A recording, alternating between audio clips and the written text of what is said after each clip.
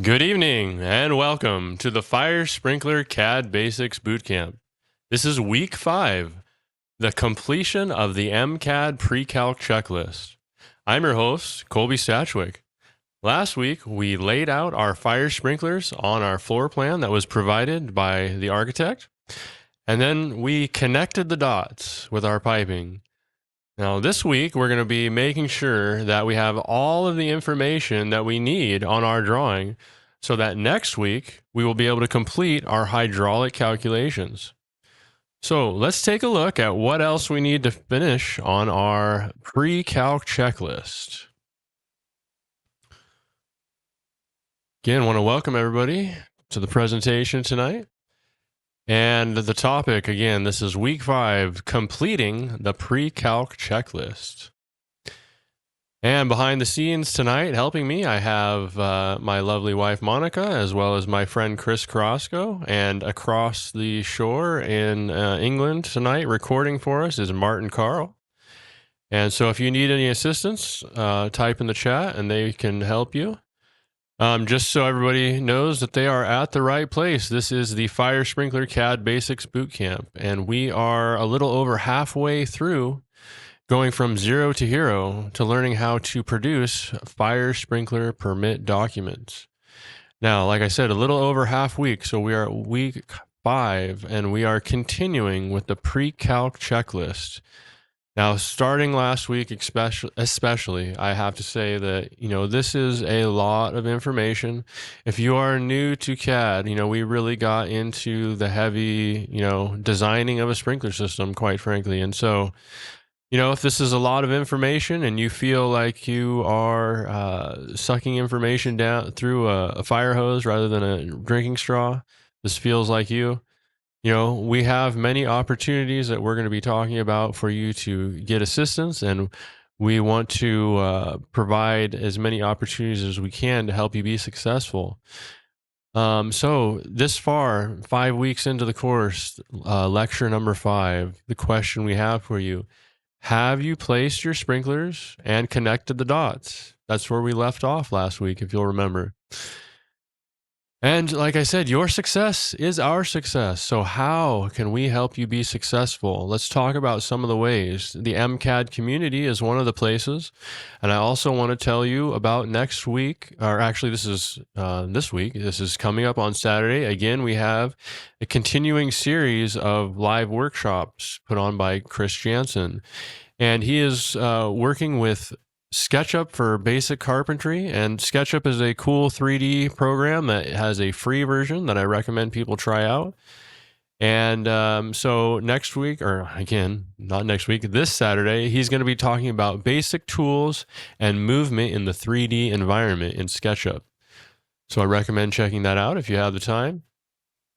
And to get to the community, if you just go to the library on your course after you're logged in and scroll down to the bottom, you can see it's on my page here. It's below where I would go to my boot camp. It has another option that says community, and that's how you access the community. And then in your same library, if you scroll down to the option that says boot camp, that's how you, oops, did I go too many? Nope. That's where you access all of the content that is in this course that is not this lecture that you are at now. We have many pre-recorded videos. We have PDFs for you to download. We have CAD templates for you to download, CAD architectural files, and basically just all kinds of content for you to be successful getting through this course, much more than what we provide in just this live lecture. But one of the things that we have at the end of this lecture, while we are doing this course live every week, is that we will immediately follow with a Q&A. So any questions that you have regarding your assignment, moving through your NFPA 13D sprinkler design, or anything else related to fire sprinklers, or anything, quite frankly, related to the course, putting on courses, anything related to what we're doing is welcome. Now, let's see. If we go under the storefront when you're signed into your Kajabi and you scroll all the way down, you'll see, well, actually, I actually don't know that's all the way down. I shouldn't have said that. But if you scroll down to the portion where it says consulting available, as you see on our screen here, during the live iteration, this calendar with me is changed to a price of free so that you can make an appointment with me to help help me get you unstuck. And so I just want to remind everybody, it may seem hard to believe, we're just playing around on a computer. How important can it be? Well, I could tell you long periods of repetitive movements, it makes it can make a big difference, and you can get a lot more hurt than you would think. So I really recommend, at the very basics, if you're starting out, don't try and do this work without a scroll wheel mouse. You will need that scroll wheel function to be able to zoom in and out. That's a key function to learning to be efficient with these 2D CAD programs. So far we've been talking about these process checklists that we have here at mCAD. And, we started at the beginning of the course with the layout checklist. We got our floor plans laid out. And, if somebody's learning, we had some back and forth with red lines. And then we got to the pre-calc checklist that we're on now, which is, you can see, kind of in the middle of the process along our list here. And so here's our layout checklist we started out with. We also had this job order report, and that gave us the information that we needed to get going. And we should have our folder set up. And again, this is another thing that we have detailed videos in the course in the Kajabi on how we set up our file structures, why we do it that way, why we organize things in the manner that we do. Basically, it makes it easy so we can find information about a job, several years later. We just know right where to go to it. And so you can see in this job file here on your screen, I think I've got 5 iterations, 2 from one day, an A and a B, and then on another day, an A, B, and C. So every day you start a new day, you start fresh with A, but we just keep a record of moving through the process that way. So after the layout press, I guess I should stay there a little longer. After we went through the layout process, this is what we had, just the floor plan on the drawing with nothing else. We moved through to the pre-calc checklist, and we started with numbers 1 and 2 last week. We completed those. We labeled the areas not requiring sprinklers, if you'll remember. And we outlined the areas to avoid with heat sources as well, because we don't want to have any accidental activation of our fire sprinklers. And so after last week, you should have something like this. Now I'm going to mention real quick, I'm going to hit my cough button.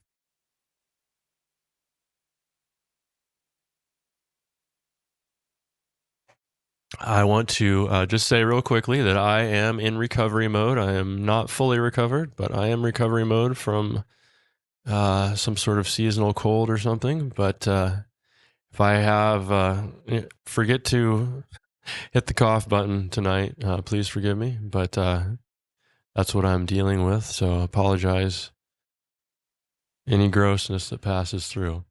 So here we are. This is where we left off from our video last week.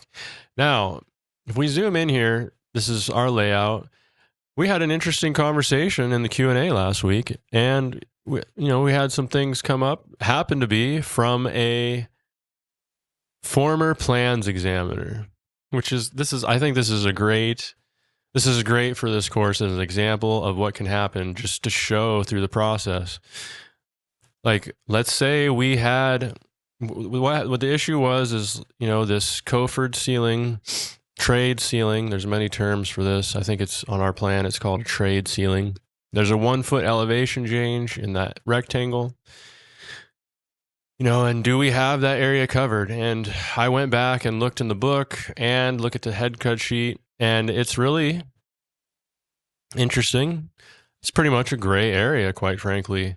But I could see, like, there are some other head cut sheets. I can't remember. I think it was, if I remember, like, we're using a Senju, and there's nothing about something like this in the design.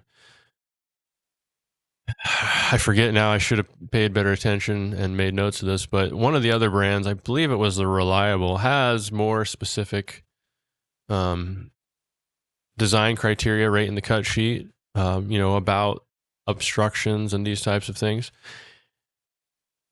Anyway, all that being said, with the Senju, I could see an argument being made where we need another head. And so I reworked the layout. And, if we had a plan reviewer that said, came up with that, we didn't have adequate coverage because of this change in elevation, this ceiling, this is how I would approach it. Now, I personally still believe that the two heads that I had there are more than adequate. With these three heads we have in here now, it's like we kind of have to think about, what are our,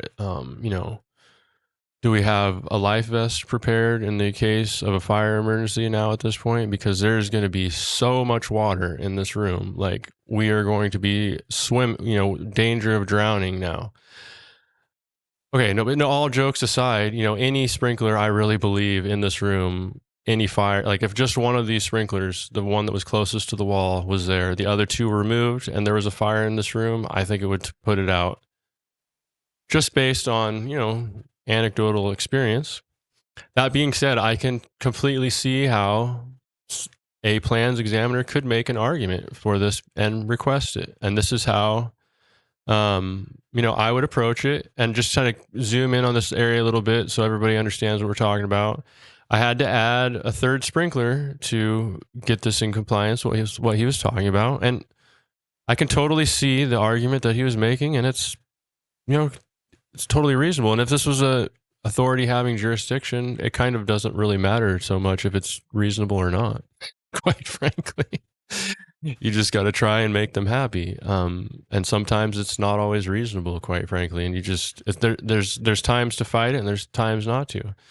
But so I want to show you in the CAD environment what this looks like, what I did have to consider. I still do have to make sure that I am, I kept these heads at least 8 foot apart. That's a requirement, But in some of the videos, I didn't get a chance to re-record this week like I did last week, my original videos from the beta. So the design that I have in there is even slightly different, but everything in the video as far as process still applies. It doesn't matter. But, any of the three designs, quite frankly, I really can't see how a fire could, not get put out by any of them. But they're all good. I just had to, basically if someone thinks we need another head and that a higher ceiling, no problem. We do have to make sure it's 8 foot away from the other heads. And then now we have to also be concerned those heads can't be more than 8 feet away from that outside wall. So, it can be a little tricky squeezing everything in there. Those are the types of things you have to consider.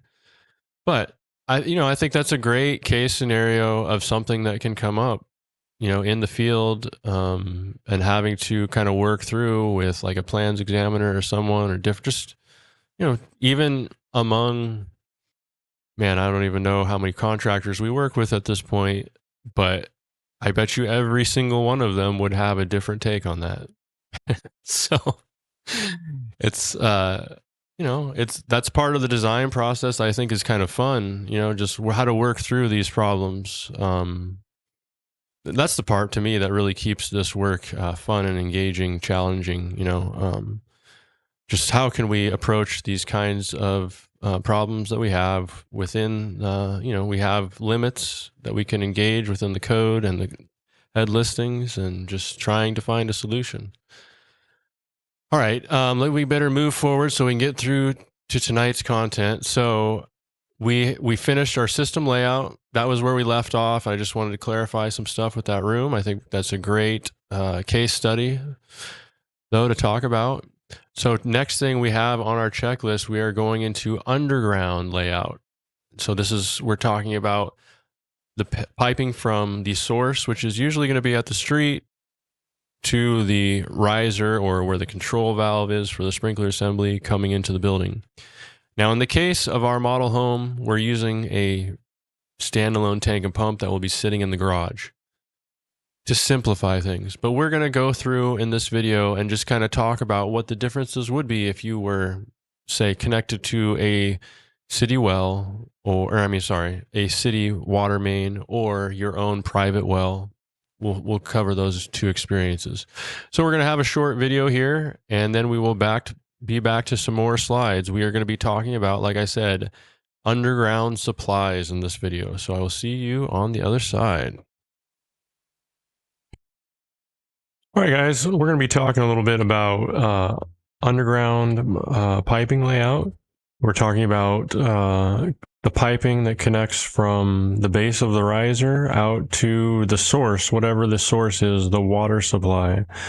In our sample project, we're talking about a tank and pump. That's kind of to simplify this process of getting through this course. Everybody increase our opportunities for being successful. That's one type of water supply, and it's one that we use often in homes because it solves a lot of problems. But we're going to take a look at a couple other examples while we're at it. So first, let's take a look at our sample project for the course. And so here we have our piping is laid out, and the riser is right here, and the riser is the source. It's a tank and pump, and there is, this is information cut sheet about that. This is the side profile. This is a plastic tank that holds a 10-minute supply, and there's a little pump right here that sits in it and provides this water flow performance that's listed right here. Now, so basically all that means that we have to do to complete laying out the underground supply or the supply piping back to the source is putting this tank and pump assembly here on the drawing, and that's it.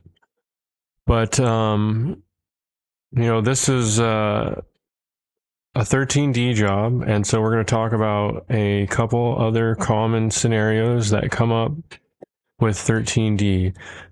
This next one we're going to go into is, now they're using the existing water supply off the street, and there were no, what do you call it? There was no site plan provided.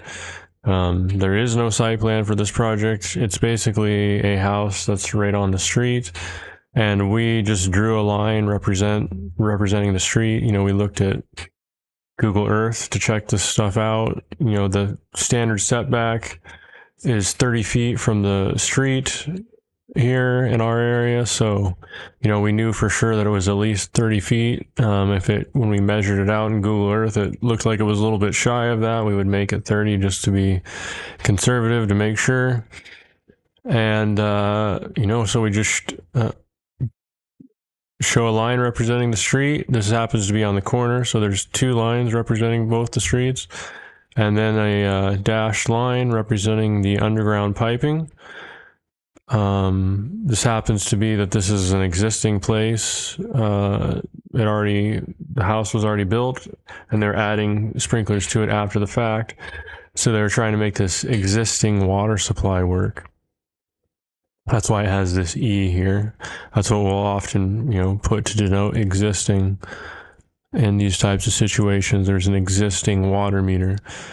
Otherwise, if there was a new water meter going in, we might be specifying, which one specifically. And there's many unknowns about this type of situation.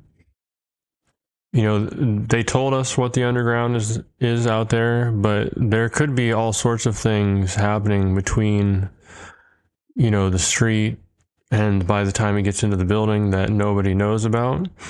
And so when we get to the point of doing the 13D calculation and the hydraulic checklist and the hydraulic calculations, the 13D checklist says do preliminary calculations. And because they're basically saying that because they don't trust it always with the residential system. It's not always the water supplies are just, there's a lot of unknowns, and so it has to be tested in some manner. after it's been installed to make sure that, the actual water supply is getting to the base of riser that we need. And if it isn't, well, then they might have to go back to the tank and pump and put one of those in. Might be the only way they can make it work. So just want to show you real quick. I literally just drew a line 30 feet off the face of the building on both sides because it's a double frontage property, meaning that as a frontage, the frontage of the house would be the part that faces the street. When you're on two streets, that's a double frontage. We have this dash pipe for underground piping, and this water meter symbol is right over here in our 13D resources.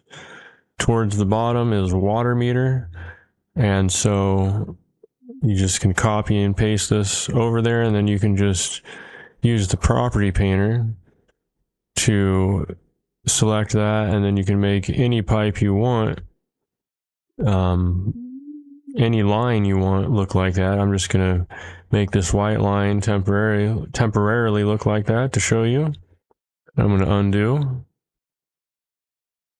So, this is pretty simple. Just a single line, 30 feet off, label it, and that's it. This is ideally, site plans are drawn with the house in position where the house is facing north, or drawn so that it's north is at the top of the page, rather, I guess I should say.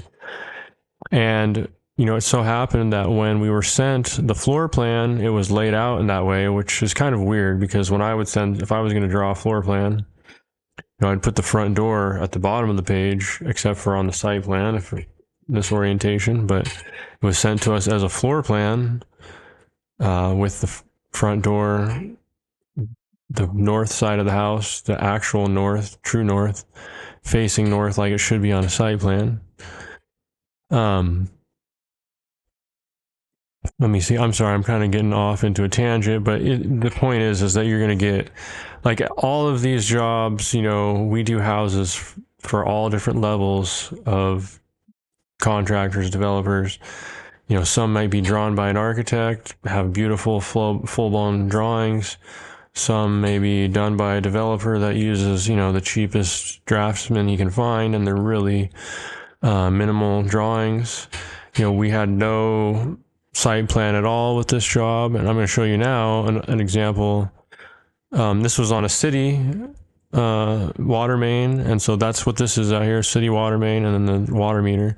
This next one is on a well. It might even, yeah, it is a well. A lot of times out here, and it'll be similar to this, in Central Oregon, they will have cisterns.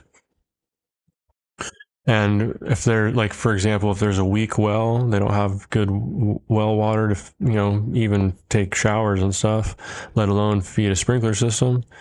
They will have this weak well that fills up like a 10,000 gallon cistern, and it's usually shared between a couple houses.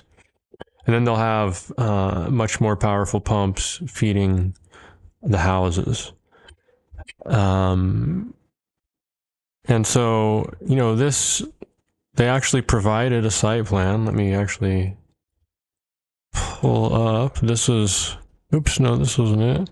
This was the site plan that was provided, but they only gave us PDF. It wasn't DWG or CAD file. So we used software to convert it to CAD, and it's kind of a lot of work to clean up a CAD or a PDF that's been converted to CAD. And so we kind of want to do as little as possible to this. We just kind of, we need to know what the distance for our calculations, for the hydraulic calculations, in order to perform them in the next week's lesson. We'll need to know the information of how far, if we were doing a well system, how far is it from the well or from the source at the street to the base of the riser. And something you may be able to tell. All these lines, if you're not familiar, the reason this is important to get one of these types of site plans drawn by, an architect or whoever did it, engineer. This shows us very quickly, we can tell there's an elevation change that we need to be concerned about when we're performing these hydraulic calculations. This corner of the property, the elevation is 3,785 feet, and looks like the house is at 3,799. So, that's a little bit against us. Going up, we're losing pressure as we go up. So it's important that we include that in the hydraulic calculations, or we could undersize the piping. But that's the type of information when we're looking with the 13D system. It's not, you can see, very simple. Let me show you as well. Here's what we end up with on, I don't even need all of that information. I just have enough showing on my page that prints out to show the house and the well and what's in between there. I don't need the rest of any of that. So let me see, I have my PDF here, I believe. That's what it ends up looking like in the final thing. And the whole point is we just need this information. The plans reviewer needs it when he's looking through the hydraulic calculations. That's how he knows whether we put in the right information. And that's really all that we're trying to provide. Where is the house in relation to the water source? And that pretty much covers about all, for the most part, of the scenarios, the most common ones that we have with a house. So I hope you like that, guys. Thanks a lot.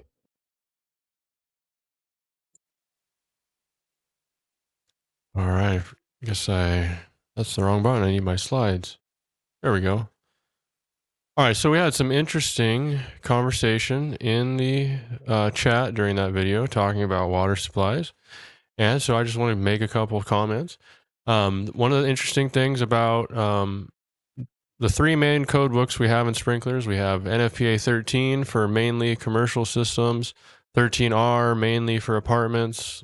I know both of those are a gross oversimplification. And then 13D for houses.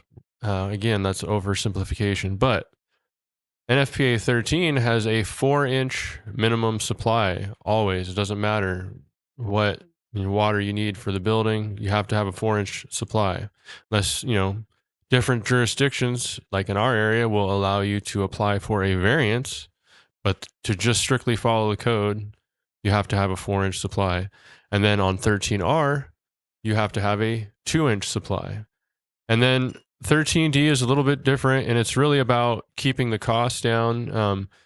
There was some mention of specific jurisdictions that do have requirements of a specific size. I think, I believe, 1.25 inches is what they mentioned, which is pretty significant. That's interesting.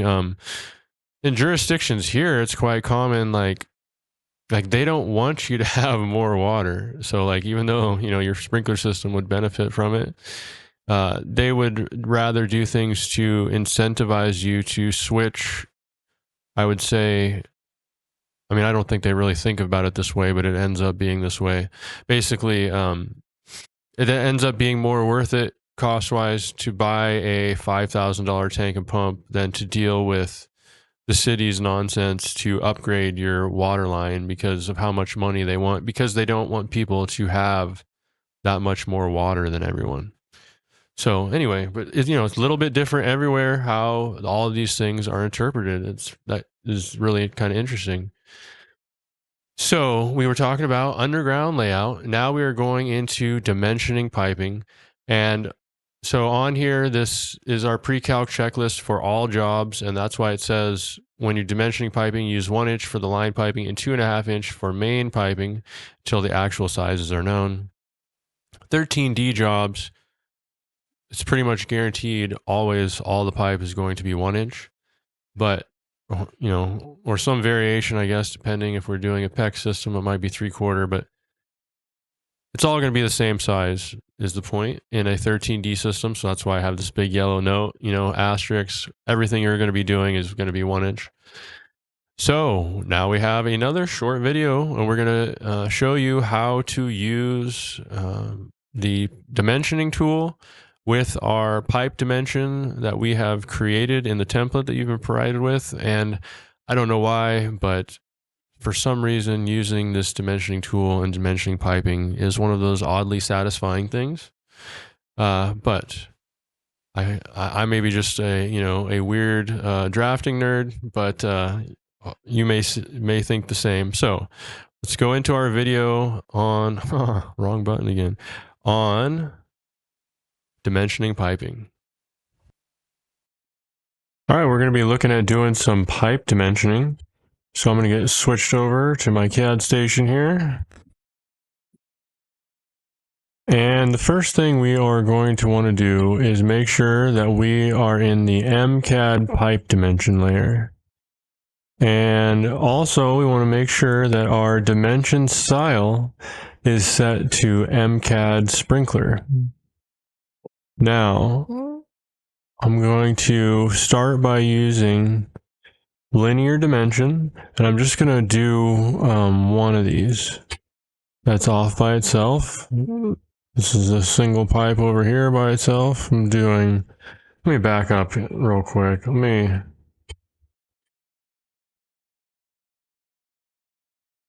me start over, make sure you see this. So I'm using the linear dimension command. It's just up here. You could just type in linear. I'm clicking here, or you could also go to dimensions and linear. And then down in the command line, you'll notice it's asking me to select entity or origin of first extension line. So the origin of my first extension line is going to be the end of this pipe here. Now the origin of my second extension line is going to be this end here. And now it's asking me, well, it's not asking me anything, but you see that it's freely moving around. The third click for placing these linear dimensions places it in space. And so we want it centered directly on the pipe. So I'm just going to click on that same endpoint as before. And again, I'm using endpoint object snap and center quite a bit here, because I'll be going from center of sprinkler and endpoints of intersections. And now that I have one dimension drawn, excuse me, something that's pretty slick, I can just I'm going to select a sprinkler head, a pipe, and this dimension. And then I'm going to go up here to the layer isolate command, and I'm going to click on that. And now the only things I have visible are the things on those 3 layers. And so that just makes it real nice and easy to work on.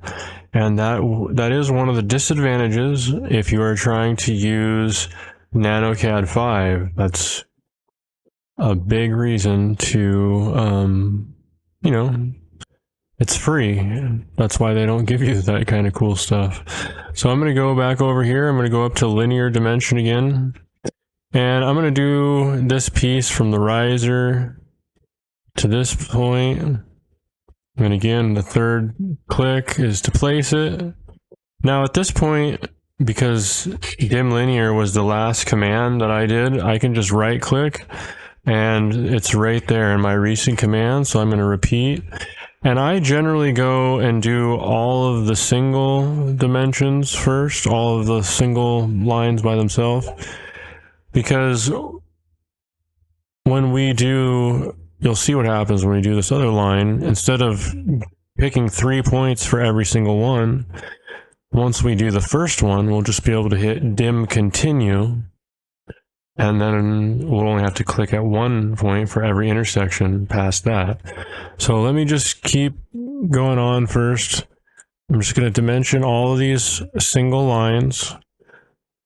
Just going through quickly by right-clicking when I'm done to repeat the command, and then clicking on 3 points every time. And so all that I have left now are lines that have multiple dimensions that would be on them. So I'm going to start at this one down here. And again, I'm going to do repeat dim linear. And for this first one, I'm going to do the 3 points again. 1, 2, and then 3 to place it. Notice I touched the outside of the circle rather than the center of the circle to get the center of the circle to pop up. Now, this dimension is placed perfectly. So now I can go to this other command, which is dim continue. You can also find it up here in dimension, and it's right here, continue, and make sure you don't get it mistaken here with baseline or ordinate. Those will act differently. And I have those removed from my buttons here just to make it easy to find it. If that's something that you would like help to do, we can help you get that set up. But so I just have the continue button here on mine, and it's just going to continue from that last point, and I just have to click on one point. So this next one would be to the center of this circle. So I'm going to touch the circle until the center object snap pops up. I can see the little purple circle there. So I'm going to click, and it went to the center. Now the next point is this intersection. So I'm going to do an endpoint snap. Click there. I'm going to do an endpoint snap again, and again, and again, and it wants to keep going. At this point, I have to hit the escape button to get out of it. So now the last command that I did was dim continue, not dim linear. So I can't right click. If I did right click, it would be dim continue. But you notice, if I did that, it would want to just continue where we left off over here. There's this list of recent commands, so I can go to dim linear right there. That was just a command that we used one command back, so it's still on the list. So I'm going to click there, and now I'll go 1, 2, 3 to place that, and then now I'm going to go again to continue, and now I just click 1, click once, click once, click once, click once, click once, and escape. Now again, I want dim linear. Do the first one with 3 points, and now this last one, I just go to dim continue and click one time, and now I hit escape to get out of it. And that's it. We're done dimensioning. It's pretty simple for a little house like this, but using the dim continue tool especially is pretty satisfying for some reasons. One little thing I forgot to mention, I don't want to leave you guys hanging like this. We still have all of those components, the walls and everything are gone. How do we bring them back? Well, we used the layer isolate command to make it so that all we saw were these 3 layers. So now right next to layer isolate is layer unisolate. We click that one time and everything is back. And so now we'll hit save. So now that completes our lesson on how to dimension piping. Thanks, guys. All right. We are back. So we have completed our pipe dimensioning. And now our next item on our list is adding hangers. And I have to mention that this is for 13, I think I say this in the video, so I guess this is something that it doesn't hurt to be repeated. But I don't think hangers need to be placed. These hanger ticks that we're going to be placing need to be put on 13D systems. I really don't think there's much advantage to having them on the plans. The reason that we do it is because we train people starting on 13D, and we just want to get them used to putting them on. And it's really in 13 that this is primarily necessary to put them on, and that's why we put the hangers on. Well, as we'll explain in the video, if we put the hangers on where they went according to the CPVC, you wouldn't be able to see them. I think actually I have some more slides. I probably am getting ahead of myself. You're going to see what I'm talking about. But with this piping, if we put the hanger ticks where the actual hanger was, it just would be enveloped by the head symbol because our head symbol is so exaggerated. And so we actually show these hanger ticks according to how we would show them in NFPA 13 jobs for 1-inch Schedule 40 steel pipe. And so that's why we show them the hanger tick a foot away. And it's just like we teach people starting with these 13 D jobs, because that's what we start teaching people with. And it's just to get them used to the concept of putting the hanger ticks. And that's how we approach it on this house and what we're teaching in here, which is not, when you get into 13, it will be more important occasionally to, like, if you have a steel building, to have, you will have actually the hanger tick with maybe a specific number, and this specific type of hanger is at this location and it is at this specific place because there is a steel member that we need to attach to, those sorts of things. We're not worried about any of that kind of stuff in a 13D system, but we just want to start introducing you to the idea of that there are hangers on the system and we need to place them throughout to support it. This detail is included with your template, and this is a detail of a PEX sprinkler system, head T. And the way that the PEX systems work, the hanger is actually integrated into this T. And here is in a real life picture of what that looks like. The plumbers who install these systems, it's different from the traditional CPVC orange pipe fire sprinkler piping, because these plumbers go in and install these sprinklers first. They put the screws into the hanger that holds the head there. And then once all of the heads are located where they need to be, they run the piping between heads with this tool right here. That Milwaukee tool in this guy's hand is for expanding PEX A pipe. He's working with Wurzbo. And one of the cool things, benefits, I will say, I come from the fire sprinkler world, and the fire sprinkler world, loves to hate on PEX. And one of the advantages I have to say about the PEX is that, you could be 3/4 of the way done with the job of a house and call in an inspection and know that you can get it done and test and inspect in the same day. With the CPVC sprinkler pipe, there is a wait time for the drying of the glue that you just cannot get around. And so that alone can be a major advantage with this piping. Now, there's no way you're going to get sprinkler guys to switch over this. There's just so many reasons. But I do feel like there really are some major advantages. You could really install systems really quickly doing PEX faster than I've installed a lot of houses myself with CPVC that I'm going to be showing you next.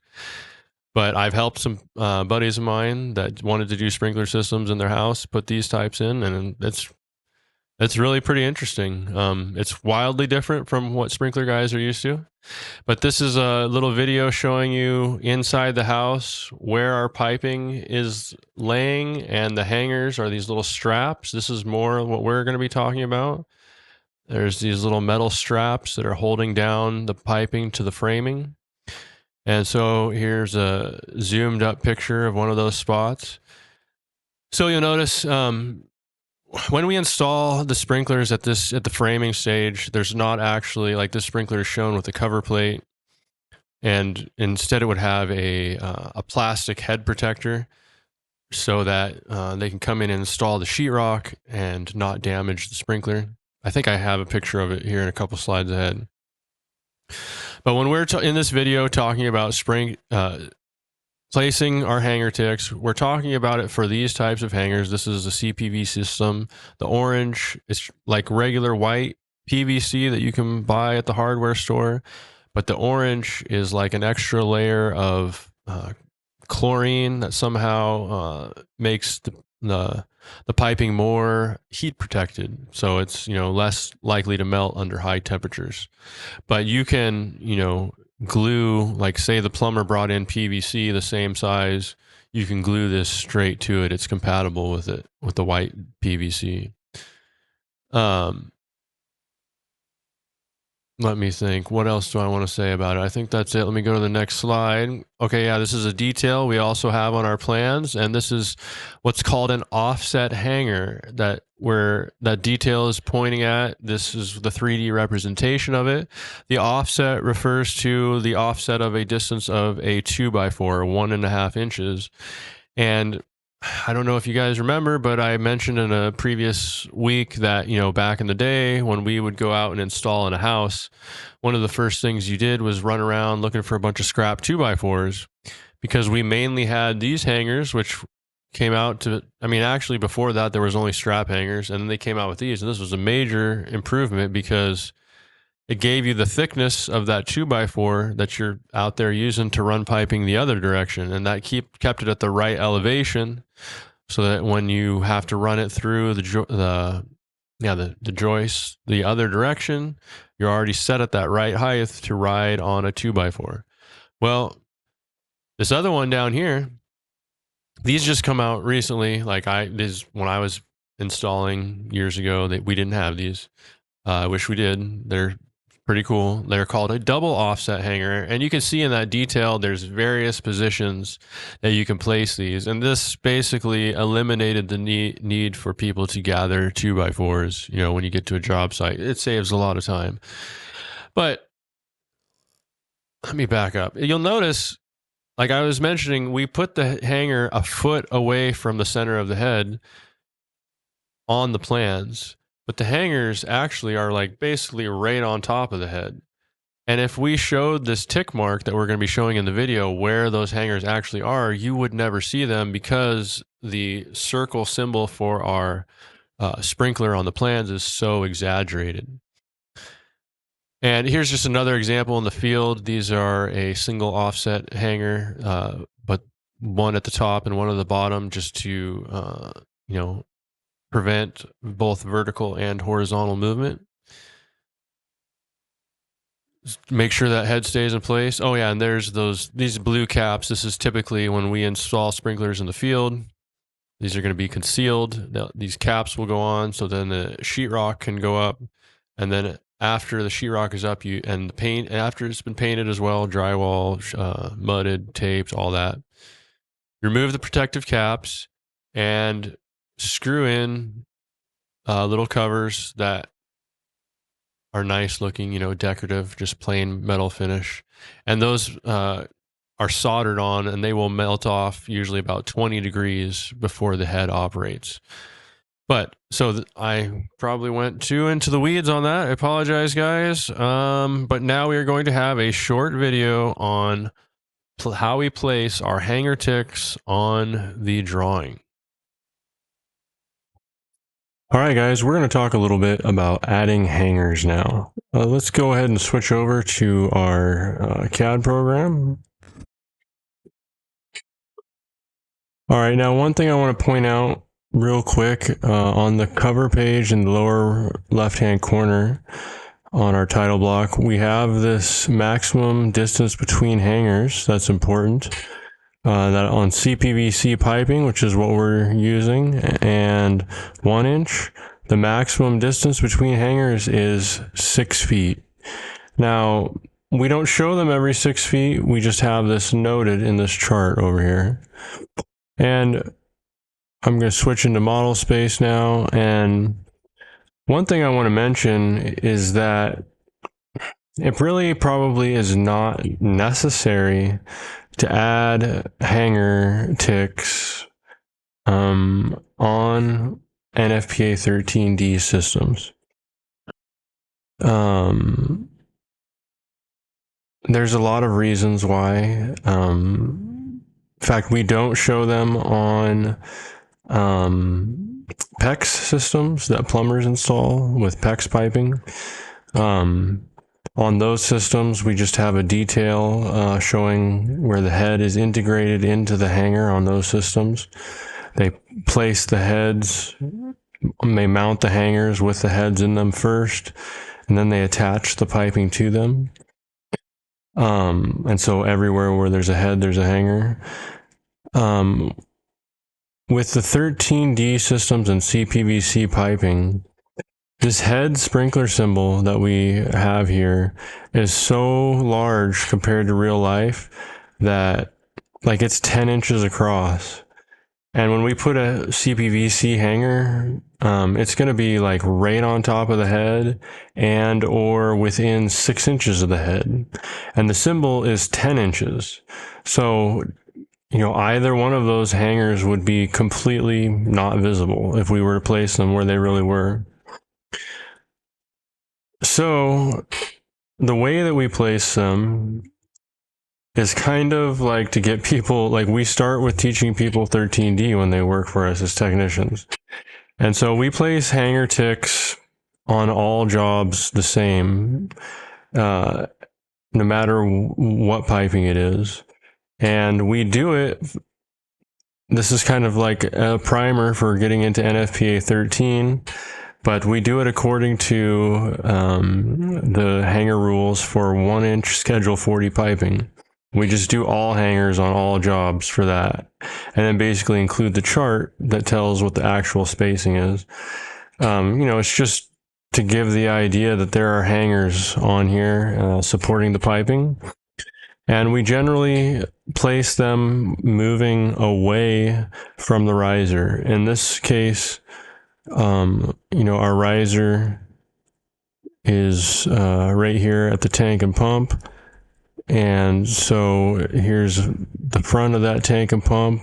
You know, this is a pipe going vertically right here. And so this end of this pipe where the riser is actually being supported by the pump itself and the tank.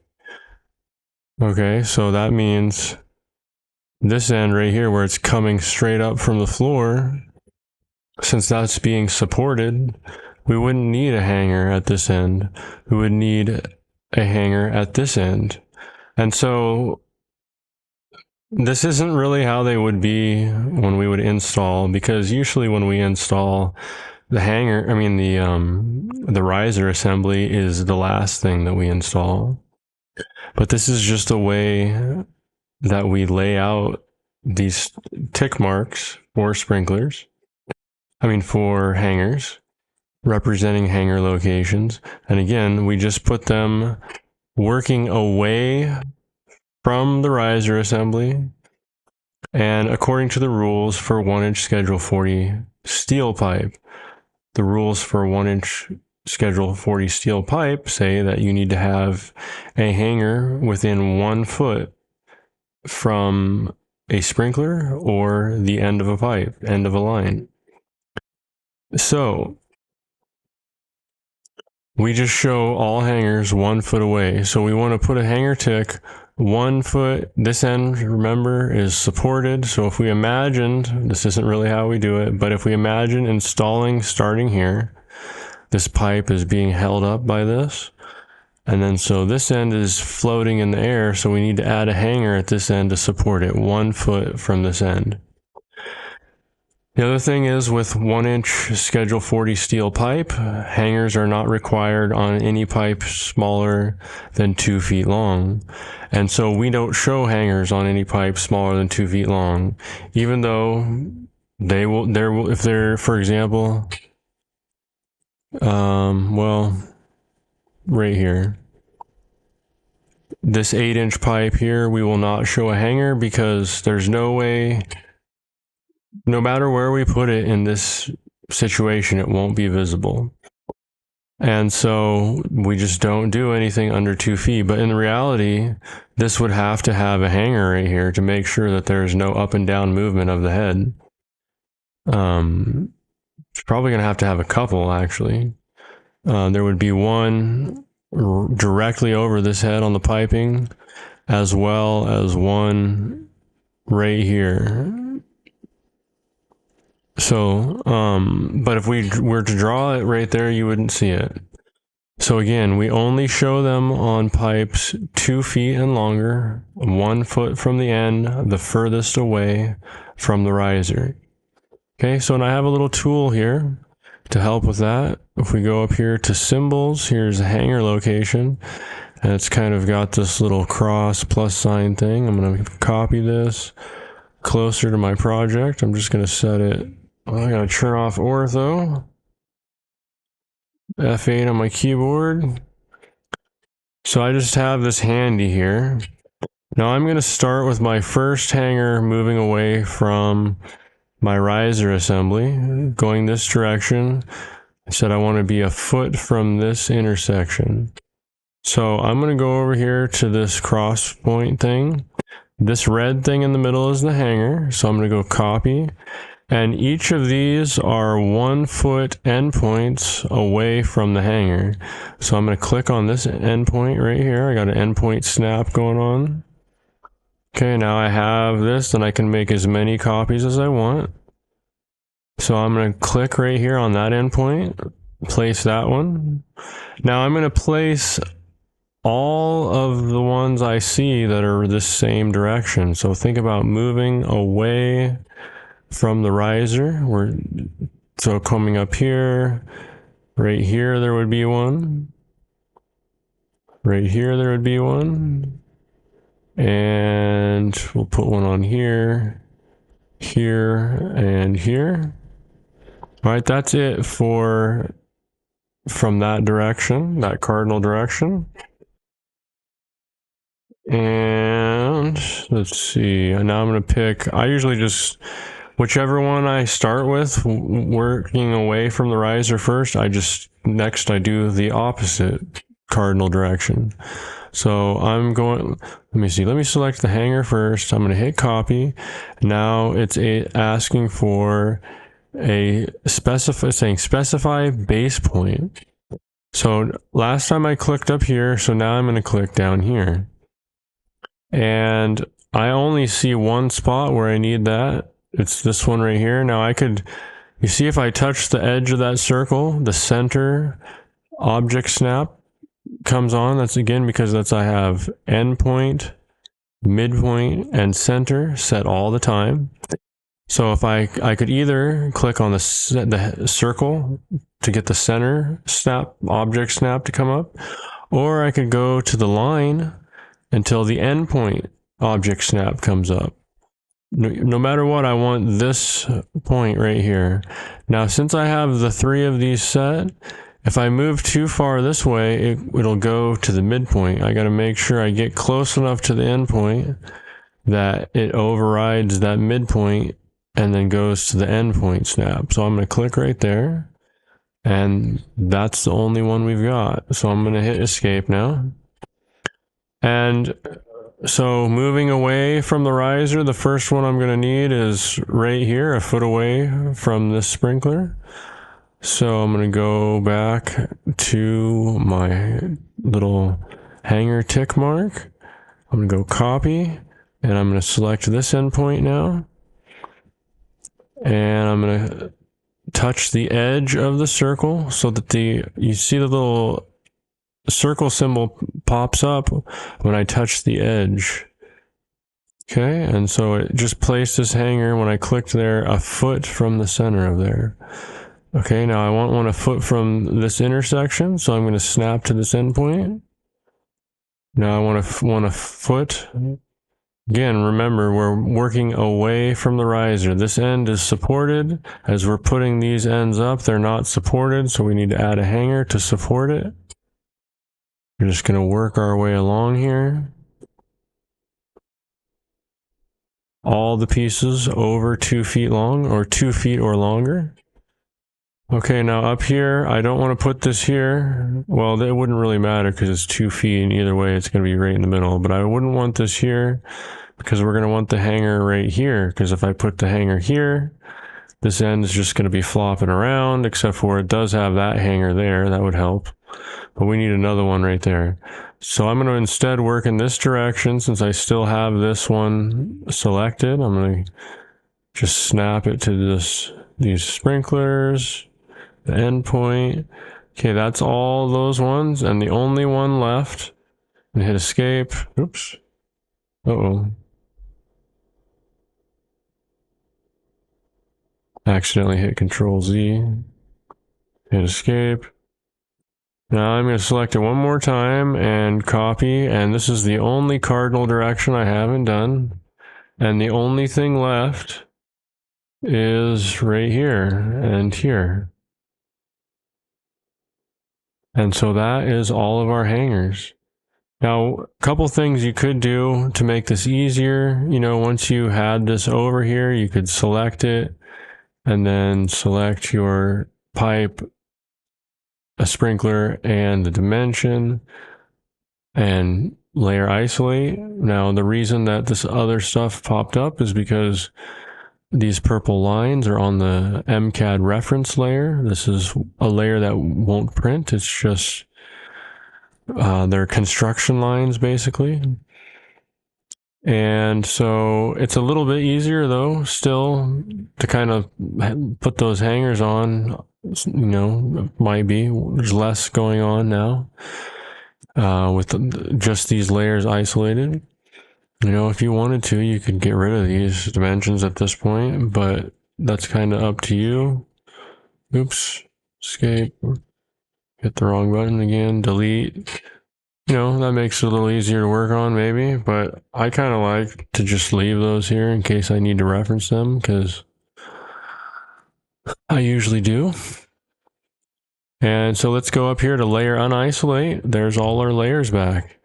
And so that's it, guys. That's how you lay out hanger ticks on our 13D project that we are working on for the boot camp. And again, this is not totally accurate to real life, but this is how we lay out our hanger ticks on all projects, regardless if it's 13D, 13R, or 13. And so it's a little kind of pre-training as you get into those jobs.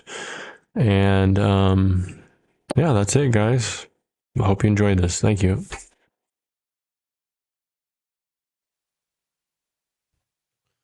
All right. We had some more great conversations going during that video, and so I want to mention a couple things. In addition to, so somebody was asking about, on CPVC 1-inch, you need a hanger every 6 feet, and that's absolutely correct. And we have a chart on our cover page that shows that, but we do not go to the trouble of copying those every 6 feet on 13D or 13R systems here. We only do that on 13 systems, and we do it according, to whatever is required for the type and size of pipe that it's on.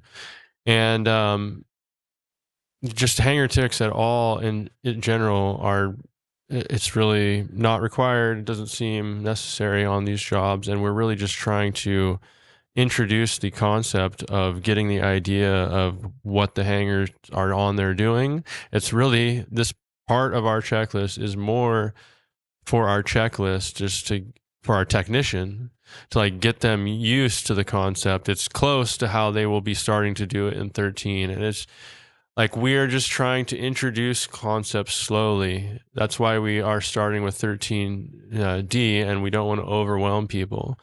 And so, that's a great question. You could totally just, copy those over 6 feet if you wanted to on, all of your pipes over 6 feet long. Absolutely. And that would be more accurate. For material takeoffs, I don't know if I said this already, I may be repeating myself, but we basically just would count 2 per head, and then get the total length of pipe, and we would do 1 for every 6 feet of pipe, and then we'd probably multiply those by 20 or 30% and use that for our total. So things like that, rather, for material takeoffs, if that's what we're looking for the information for. But basically, like we said, you have to put a hanger everywhere there's a head so there's no movement, and every 6 feet on CPVC pipe as well, so there's no movement of the pipe. So let's see, where are we at? The next item, make sure all our piping connects back to source, and then node layout plan. So place the nodes where you think they should go. And the point of these things is basically, I think you might be able to see, is we're basically building enough of the system so that next week we can get into our hydraulic calculations. So we need to know in order to do our hydraulic calculations next week, we need to go all the way from our source, whatever that is, to our sprinklers that are operating in our calculation. And so making sure basically all of the information in between those 2 points, all of that data is on this document so that a person can then turn this around and produce the hydraulic calculations. So nodes, what are we talking about there? Well, these nodes are points that we use for data entry in the hydraulic calculations. Basically, the hydraulic calculation programs are describing something, a pipe, between 2 nodes. Like, I just want to say, Jag is apologizing for asking too many questions. Jag, there's not too many questions. Don't apologize. We appreciate you. The node legend that I have here shown up shows these node symbols. We got 0, 1, 2, 11, 12. These are just common. We always start with 0 for the water supply. And so when we're describing the water supply that's coming into the building, we're starting at 0, and then we're describing what's happening between point 0 and point 1. And so basically, every time that there is a change in pipe size or a change in pipe type, we have to add a node so that we can make that change, because everything between 2 nodes has to be the same. If we're going from the underground with say they have 3/4 inch copper line feeding the house. So we're starting at 0 out at the city main, going to 1 at the base of the riser in the house. Might not work with a 3/4 inch copper line. It might, if it's close enough, depending on situation. But anyway, that's what these nodes we're talking about. We're just points that we can put on here. So mathematically, in our spreadsheet software that we'll be looking at next week, we can put in this data of what's happening between this point and this point. What type of pipe are we traveling through? What type of valves? Those types of things. And then, like I want to mention also, anywhere there's a fork, if we have to go one way to one sprinkler and one way to another sprinkler, we have to have a node there to represent that fork. So this is our last video for the night and our longest, and it is going to be covering this information I'm talking about, making sure we have everything laid out, starting to put our nodes on. And when we come back, we will just have a few more slides, and then we will be going straight into our Q&A. So we will see you guys on the other side and have your questions ready. All right, now we're going to make sure that all of our piping connects back to the source, our water supply, and then we're going to start putting some nodes onto the plan. And I think we'll be ready to create a new PDF, new preliminary PDF for review. So let's go ahead and get started. I'm going to switch over to my CAD trainer mode here. All right. So in our situation here, we're just going to this tank and pump. If we were going out to a city main in the street, we just want to make sure that all of our pipe connects from the source all the way through all of our piping. Make sure it all connects. This is just a single story residence, but we can get into a more custom house. This can start to get a little bit complicated sometimes. But normally houses are not too bad, especially a ranch home like this. So there are some small elevation changes in the ceiling, but the area that we're going to end up calcing is all at the 9-foot standard ceiling that they have in here. So we're not going to worry about those elevation changes until we get to the final checklist in a couple weeks. But so we can sorry about that little word salad. We already established the piping lays out. It all connects. All of the sprinklers are connected back to this source. So now we can start placing the nodes. So we know if we look here on the cover page here and our node legend, 0 is always the water supply, 1 is always the base of the riser, 2 is always the top of the riser. Now these can change. There will be some exceptions if we, certain situations with meters and stuff, we may have to add more nodes. But for the most part, like 0 is always the source. That never changes. But 1 and 2, we might have to add some more in between here. And then we have 11 and 12 set as the sprinklers, and that's just to give us on most houses, to get from 2 to 11, that gives us plenty of nodes on almost all houses to get to the sprinklers working through the system and the calculations. Basically, we just place a node. It's required anytime there's a change in type of pipe or anywhere that there's a sprinkler flowing. But we place them a little more often than that just to make it easy to just manage where we are in the system. Like we put a little bit more than is necessary just to make it easy to follow and read. But we'll get into that next week as far as you'll see more of those in-between nodes. But for right now, we just kind of start placing these initial ones. Now, if we showed the source at the street, we would put a 0 there, and we might show a 1 and a 2 on the riser. Let me go into model space.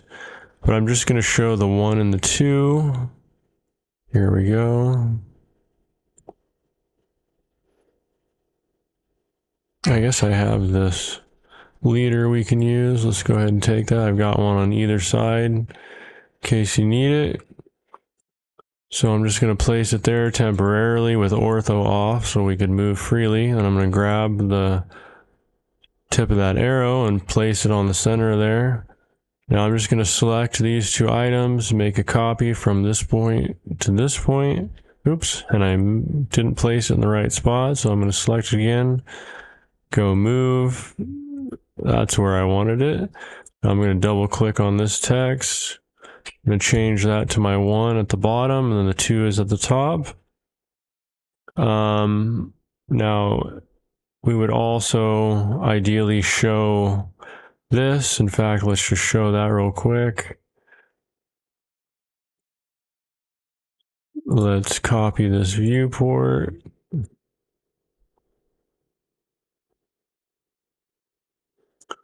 Basically, these are all things that are going to be necessary to perform the hydraulic calculations. Oh boy, I need to move this way over.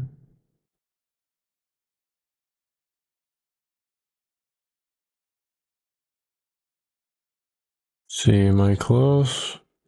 Where's that tank and pump? There it is.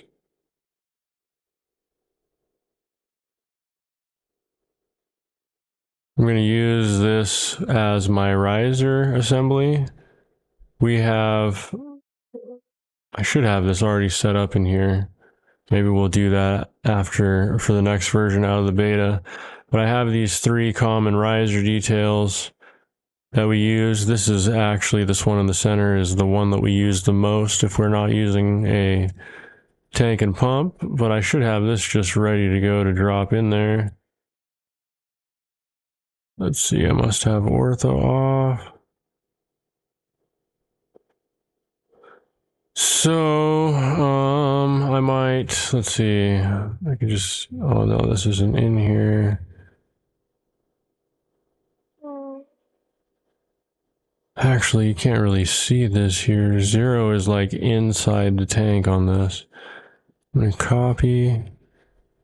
Let's see, can we place this somewhere?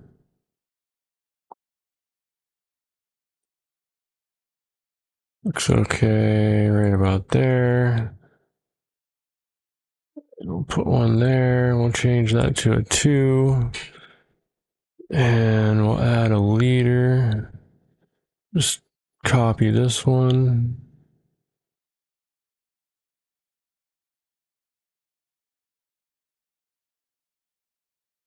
Hit escape, and we'll select one and grab the grip, and it would be just right there. That's the base of the riser. And now this isn't exactly the top of the riser because it'll go to the ceiling height, but this is 1.25" schedule 40 pipe on the tank and pump right here, the pre-assembled assembly. And in order to change between pipe types and sizes, we need a node right here. And so that's going to be the top of the riser. It's going to be, this is only like 6 feet high, and we're going to keep going up to like 8, or actually I think this has a 9-foot ceiling. So it'll go up another 3 feet from there, but you'll see, we'll figure that all out exactly. And I'm going to go ahead and I'm going to label this let me copy. Oh yeah, we don't have a section, so I don't need to worry about saving that. Oops, if I could spell, riser detail. And I'm going to say that the scale is not to scale.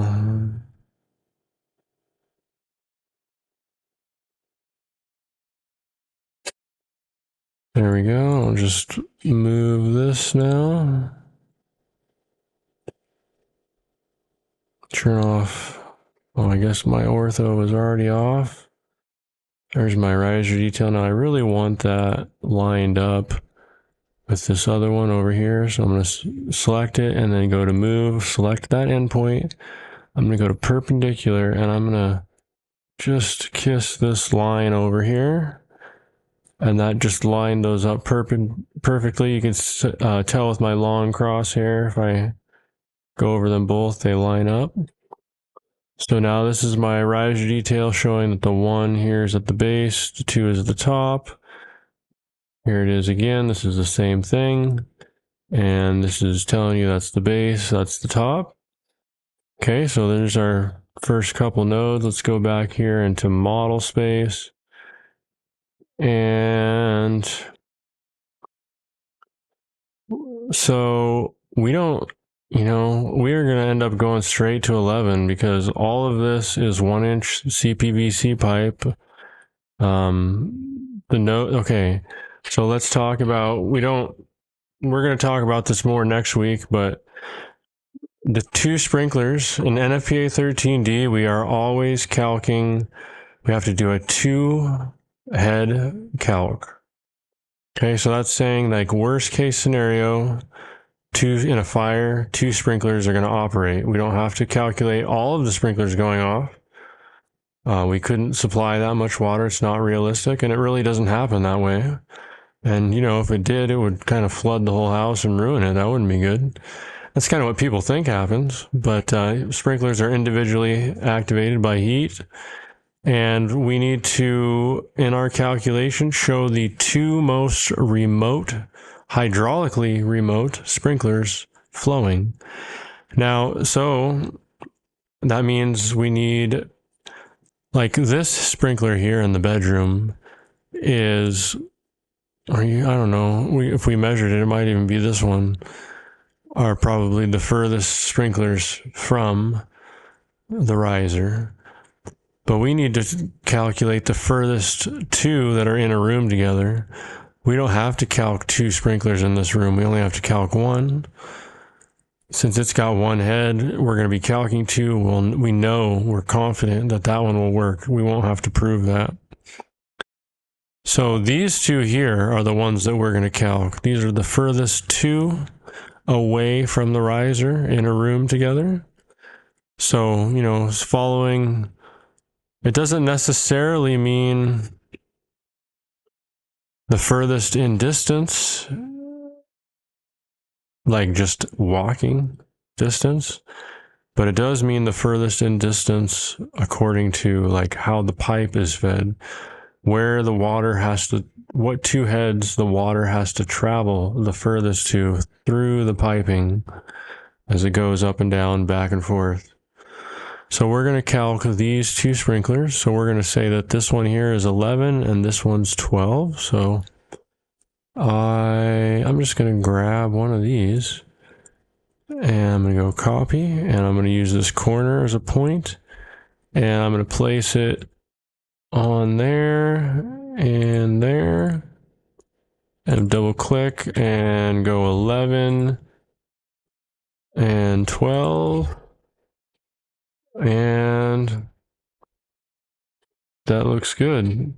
So that's really all we need for nodes on this one. We don't need any in between. You know, if there's scenarios that could come up where we might have to add some in between, but this is a pretty simple calc. We're doing it that way on purpose. But it's the same to some degree as any calc. We have a water supply. We have heads flowing, you know, pipe in between that we're describing in the hydraulic calculation.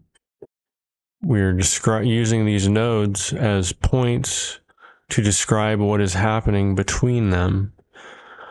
So one thing that we need to talk about briefly that I realized as I was preparing for this isn't really on our checklist, and we probably need to add it.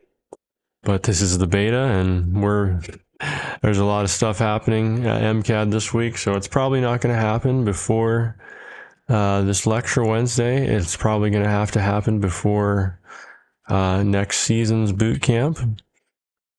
But we need to add something in here about cross section, and it relates to what we're doing, so we're going to talk about it now, because we need to, for the hydraulic calculations, like this is the pre-calc checklist, and we are getting this ready so that a technician can perform hydraulic calculations.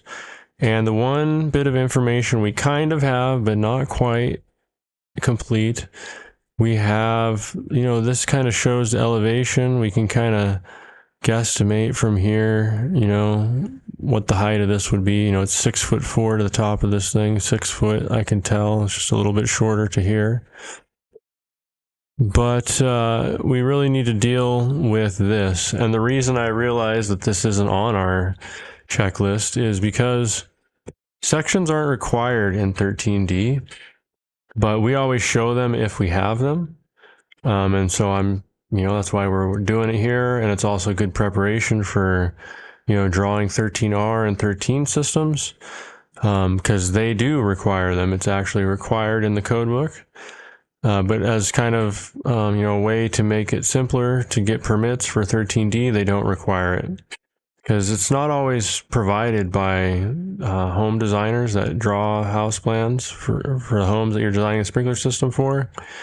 They don't always draw a cross section, and a sprinkler designer isn't necessarily going to have the skills to create one, and it's not reasonable to request that from him. And so, to make it, more reasonable to obtain permits for fire sprinklers for houses, they do not require a cross section. But again, because we have one, we're going to show it because it's useful information. So to do the calc, if I didn't have one, I would just kind of make assumptions. Most ceilings and standard framed houses in the United States have an 8-foot ceiling. This happens to be drawn with a 9-foot ceiling, and it says in all these rooms that it has a 9-foot ceiling. So I would probably just kind of make a guess when I was doing the calculations at the elevations in a conservative manner, make sure that we are, including enough elevation, conservatively, because all of the pressure loss in the calculations is in the elevation. When you go up in elevation, that's when you lose major pressure loss in your calculations, or you have major pressure loss. So we need to kind of, since we have this section, we're not going to completely, let me see, where are we at for time? Yeah, we'll work on that later. I could see some problems, like we need to move. It'd be better if this section was cut a little bit farther back. But, you know, the person who drew this house, who it happened to be me, but, you know, they didn't know at the time where the piping was going to get laid out. And it would have been a little bit better if this section was back here, because this arrow means we're looking this way. And so if we slice through the building right here, you know, we're slicing through a lot of areas where there's not much going on. And so what we really want to do is move this section back to here so we see this piping and these heads right here. But if we did that, that would shift, you know, there's a wall here at the section and a wall here, but here we don't have a wall. You know, here, there's a wall here, but we don't have it currently. And there's a wall here, but we would just see the corner. If we were coming through here, we wouldn't see the whole wall. We would just see this edge of it. This is basically a shelf. There should really be a line shown here. This is like a linen shelf in the hallway.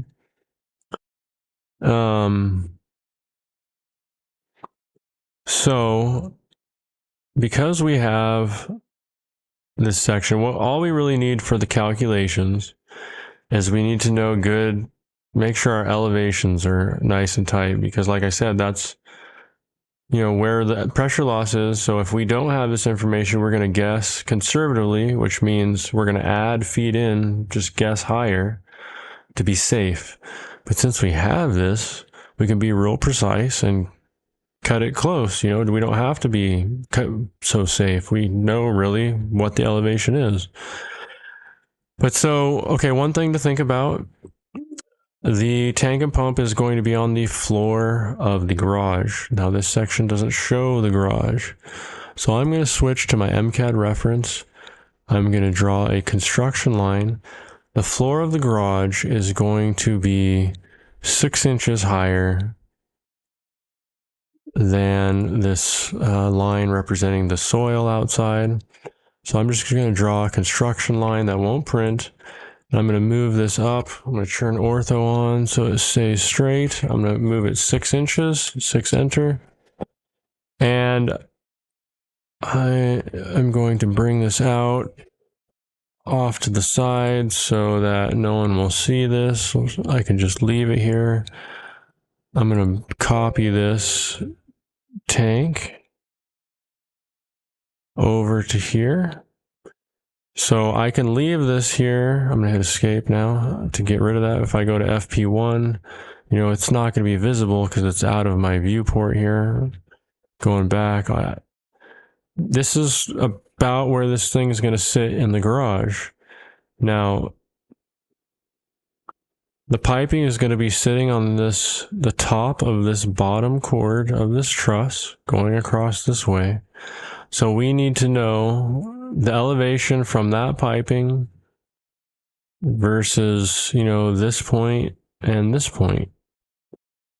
So I have this little symbol here that I'm going to bring over. This is, we use it for a riser symbol, but I also use it on my section. I'm just going to place it there temporarily and hit escape.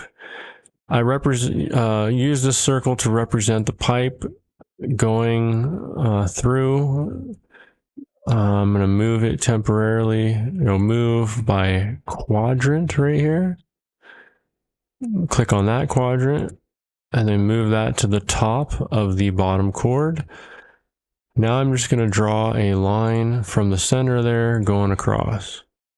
So this is just giving me a center line. I can get rid of this now. We're not going to draw the piping on here yet. We're just getting a place. In fact, let me leave. I'm going to do Control Z. I'm just going to leave that circle there. So the person doing the calcs will see, oh, they put that there so to give me a dimension. And in fact, we could put this over here just temporarily. Let me put it right here. This might be handy for the person doing the calculations to see what we are referencing. This won't all be on the final drawing, as you'll see. But so, okay, here is where we are starting out from. Let me go perpendicular to this purple line. So that is 1 foot 11 from the floor of the garage. Now let me do a dim continue to get to this point right here. Okay, and then can I dim continue from there? Yes, and I'm going to go to the center of there. Now, might as well turn this one on too. I'm just going to turn these on temporarily for the person doing the calcs. And so now we're going to start our hydraulic calculations next week from this point. That'll be our elevation that we're just going to reference, like this is our starting point. Everything will be elevation. This is like our 0 is right here.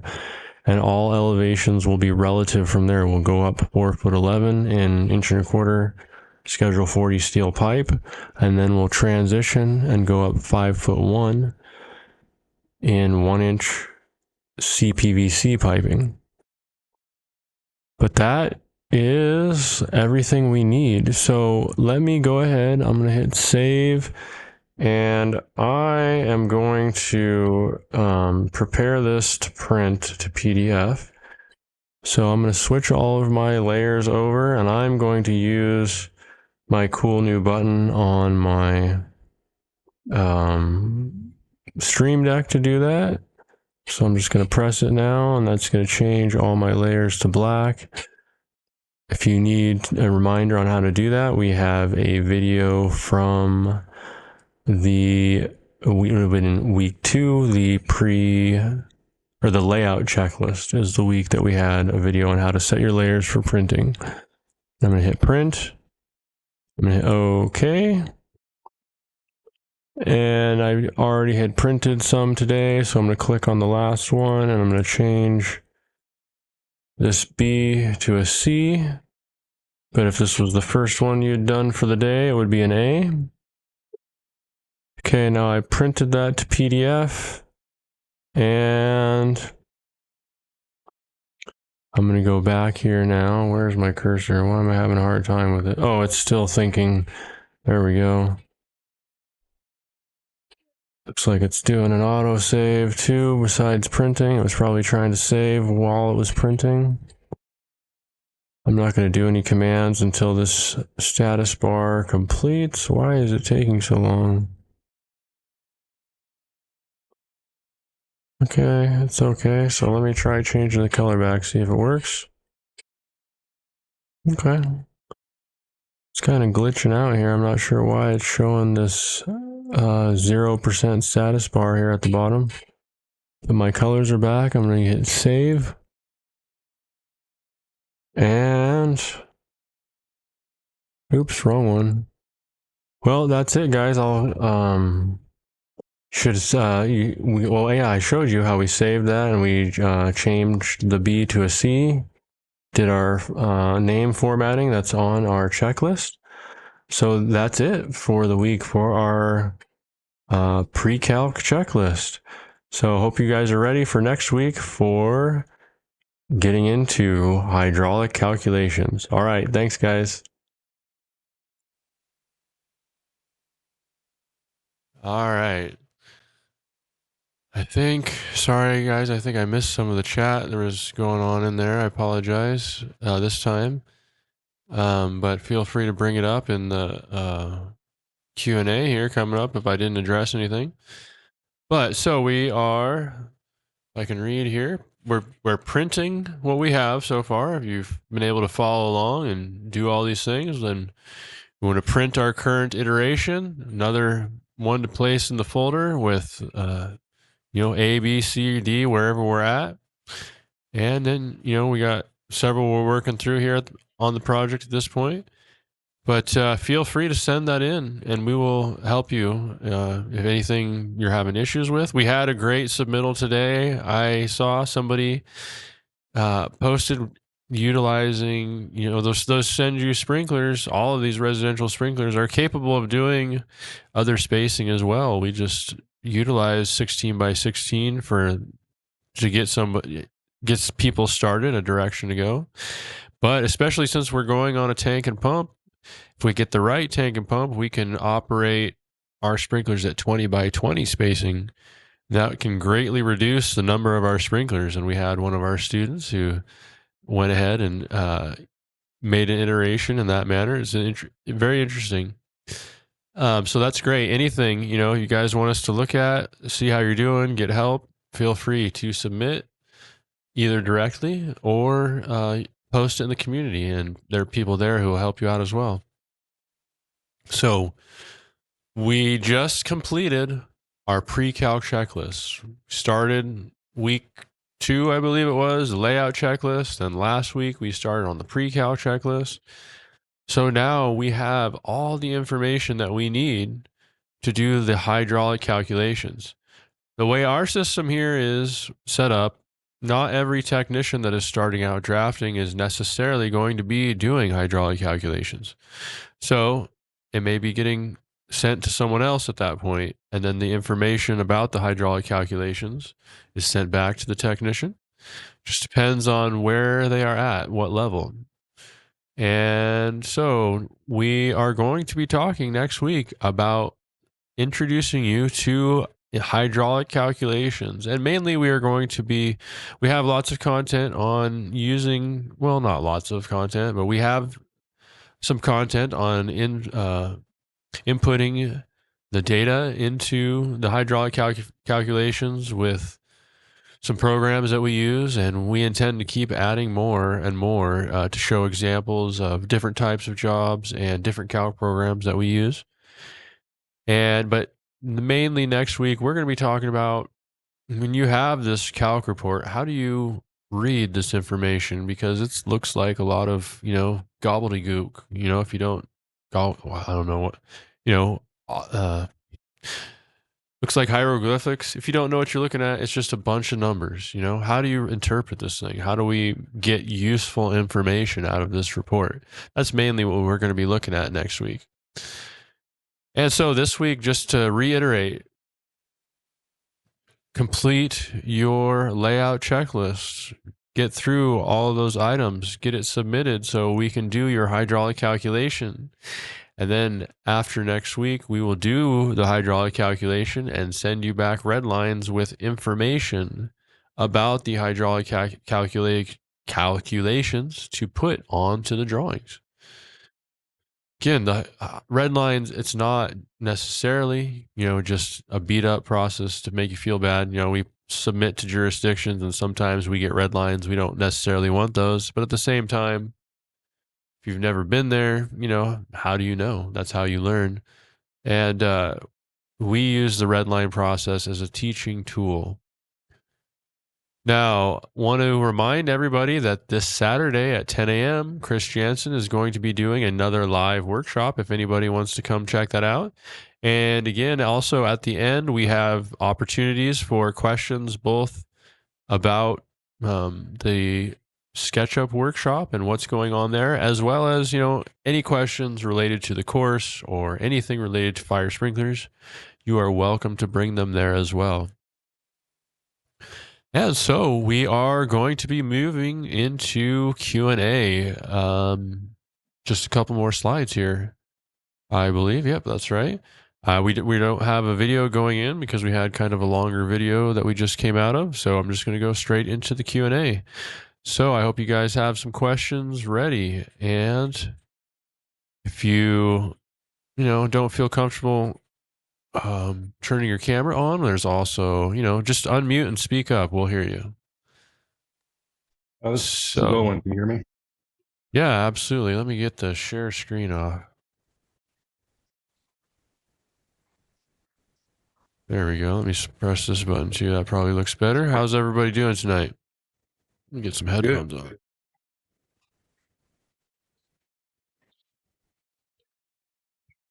Excellent. How's Owen? I'm doing good. Can you hear me okay? I can.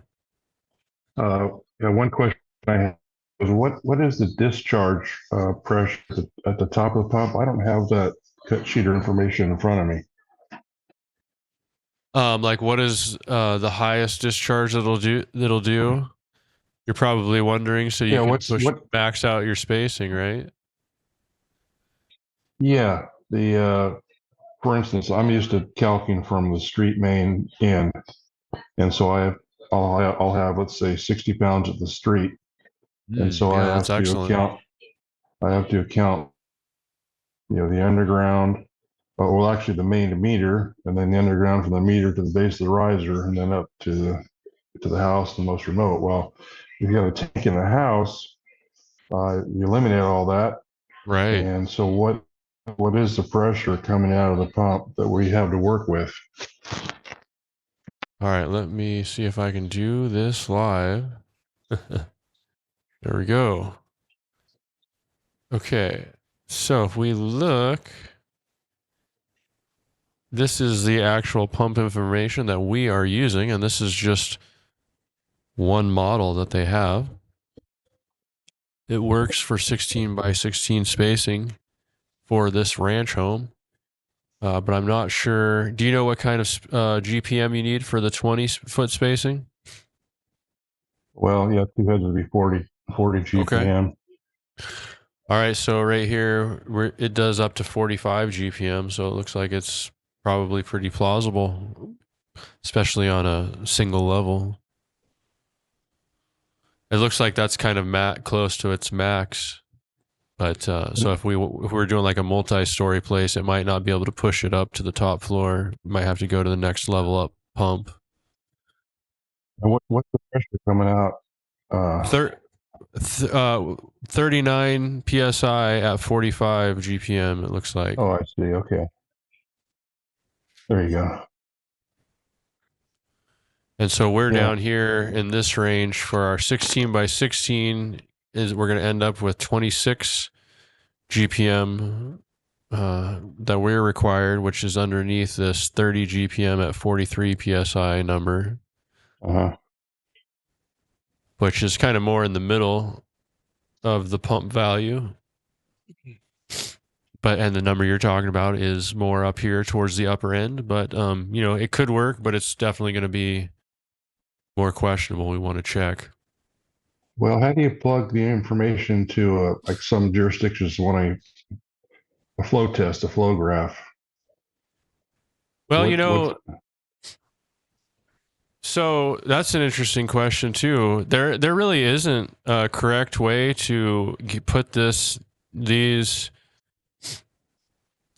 like actually. So one of my calc programs, um, hydronics, will allow for a GPM with a single point of pressure like this. And it puts something on the graph. I can't remember what it looks like, but it's really not a true graph. Like it's like there really isn't a correct there is no way to put like I know what you're talking about. I've had them ask for that as well. On a 13 calc you would have the water supply graphed if it was coming, with a static and residual pressure. And so you'd have a graph of linear showing the GPM as it drops from static to residual pressure. And you just have to be underneath that line, is what he's talking about. Well, we don't have that kind of information with this. And same if you were doing a well pump, um, it doesn't make it. There's no way to put well pump information into any of these calc programs really accurately and display it in the graph accurately because those graphs are meant for 13 systems, not for these types of pumps. It's just they weren't designed for that. And so what I normally do in these situations where they're, adamant about I'm worried about them wanting to see that is I will uh, put the manufacturer for these pumps will always have the water flow graph that they provide that's in their cut sheet. And okay? I will put that on my plan, their uh, flow curve that they have, and I will put as a single dot on that curve the demand of the system to show that it is well within the curve that that pump produces. That's how I approach that situation. But Oh, okay. it is a little bit of a problem, you know, with jurisdictions not understanding. I see people put information in and give it to the jurisdictions when they ask for that, and what they're doing is they're like faking in the information. It's not like there's no way to actually put that curve into these programs for those types of pumps. At least the ones that we use. Maybe there's one out there that I don't know about. Um, and so I have seen on several occasions when people showed me the ones that supposedly show this, and they basically are putting in the single GPM and the single pressure, and then they were either using that pressure for the static or residual pressure, which it should be residual, makes the most sense to me, and then they make up a static pressure to make it create. Otherwise, it won't graph a line, right? Yeah. Yeah, that's It's and confusing. but the person that's reviewing it doesn't understand what I just explained as far as that being faked in. But Well, you know, if you take the static pressure at the hose bib of the house, let's say it's 60 pounds, and then you that static pressure, if you put in 20 residual with 500 GPM as worst case scenario, and then you put in your available pressure. Let's see, that would work, right? well, I I mean, mean, you're graphing between 20 and whatever you said your real pressure was, but I mean, it would be showing a graph. You know, it's meeting, but it's not really graphing. It's not well, really giving the correct information, but it's producing a graph that's appeasing the jurisdiction, if that makes sense. okay, so for coming out of the top of the pump, that's a static or a Well, no, residual pressure I at the would top call it of the pump. residual because it's flowing, right? There really is, the static pressure is zero Yeah, because okay. there is no pressure, but it doesn't. These calc programs can't compute that type of calculation. Yeah, okay. That's why my head's not computing it. I've never done a pump, so now I'm starting to get it. See, when we do tank and pump, well, I mean, usually on a big 13 system, there's a pump. We're still connected to the street. There's just not enough pressure, and we're just boosting the pressure. And so you still have, you know, graphs for these things, and all the pump is doing is just boosting your pressure to go up, like higher elevation up a tower, those types of things. Um, Okay. and All right. these calc programs are designed to show those types of pumps in graphed on these, but not these little residential types of pumps. They're just the calc programs aren't really designed for that. Okay. Now, I had one other question has to do with the node points. Can you fill the node points in with white so you don't get the background lines going through them? Yeah, absolutely. That's a great question. So we have, let me see, let me go back. In our layers, let me see if where's my zoom? Is this working? I don't know how good you can see that, but we have this one layer called background mask. And Oh that's yeah. exactly what that the purpose of that is for. If you need to mask out something like that, you just you would just hatch that hexagon with a solid hatch in this mCAD background mask, and then just use the what is the command called up here? Bring it to front, send to back. There's a name for that command. It's escaping me. Um, Draw order is what it's called.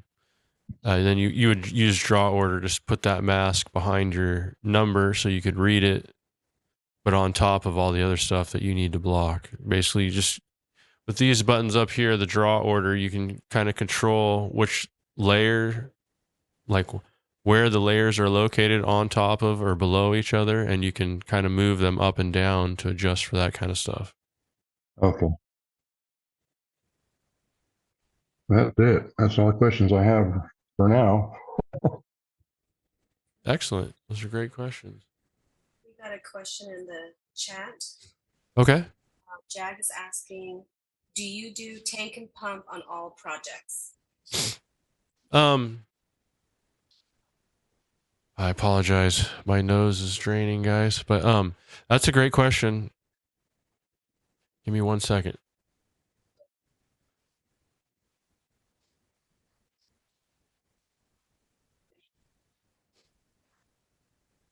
Oh, thank you. It's going around, Bobby. All right. So no, we don't. It's just that we do it a lot because especially like there are a lot of 13D projects up here in Oregon that are retrofit situation that we have going on, and those, like, often they're putting, like, if they're converting a home into an adult foster home, which is a common thing that happens over here, which is they're usually like 5-bedroom places, they'll make them put a sprinkler system in it. And I know I'm getting off in the weeds. Like, how does that relate to your original question? Like, what it is like, what I'm getting at is like these places, a lot of times it's like we don't know what the water line is. Like, they say, oh, it's a 3/4 inch galvanized steel that was put in 37 years ago. Well, I don't know, maybe it's all corroded and now the inside's only like 1/2 inch. So maybe somehow we got it to calc out. And then when they go and actually test it, it doesn't work because of all the corrosion in the pipe. And so, in that situation, they basically have to go to a tank and pump or, replace the line coming in. And it's like, which is more expensive? It kind of depends on the situation. Since COVID, the tanks and pumps have gone up a little. I mean, everything has. It really is going to be like a balance of like, what is the cost to replace the water line, or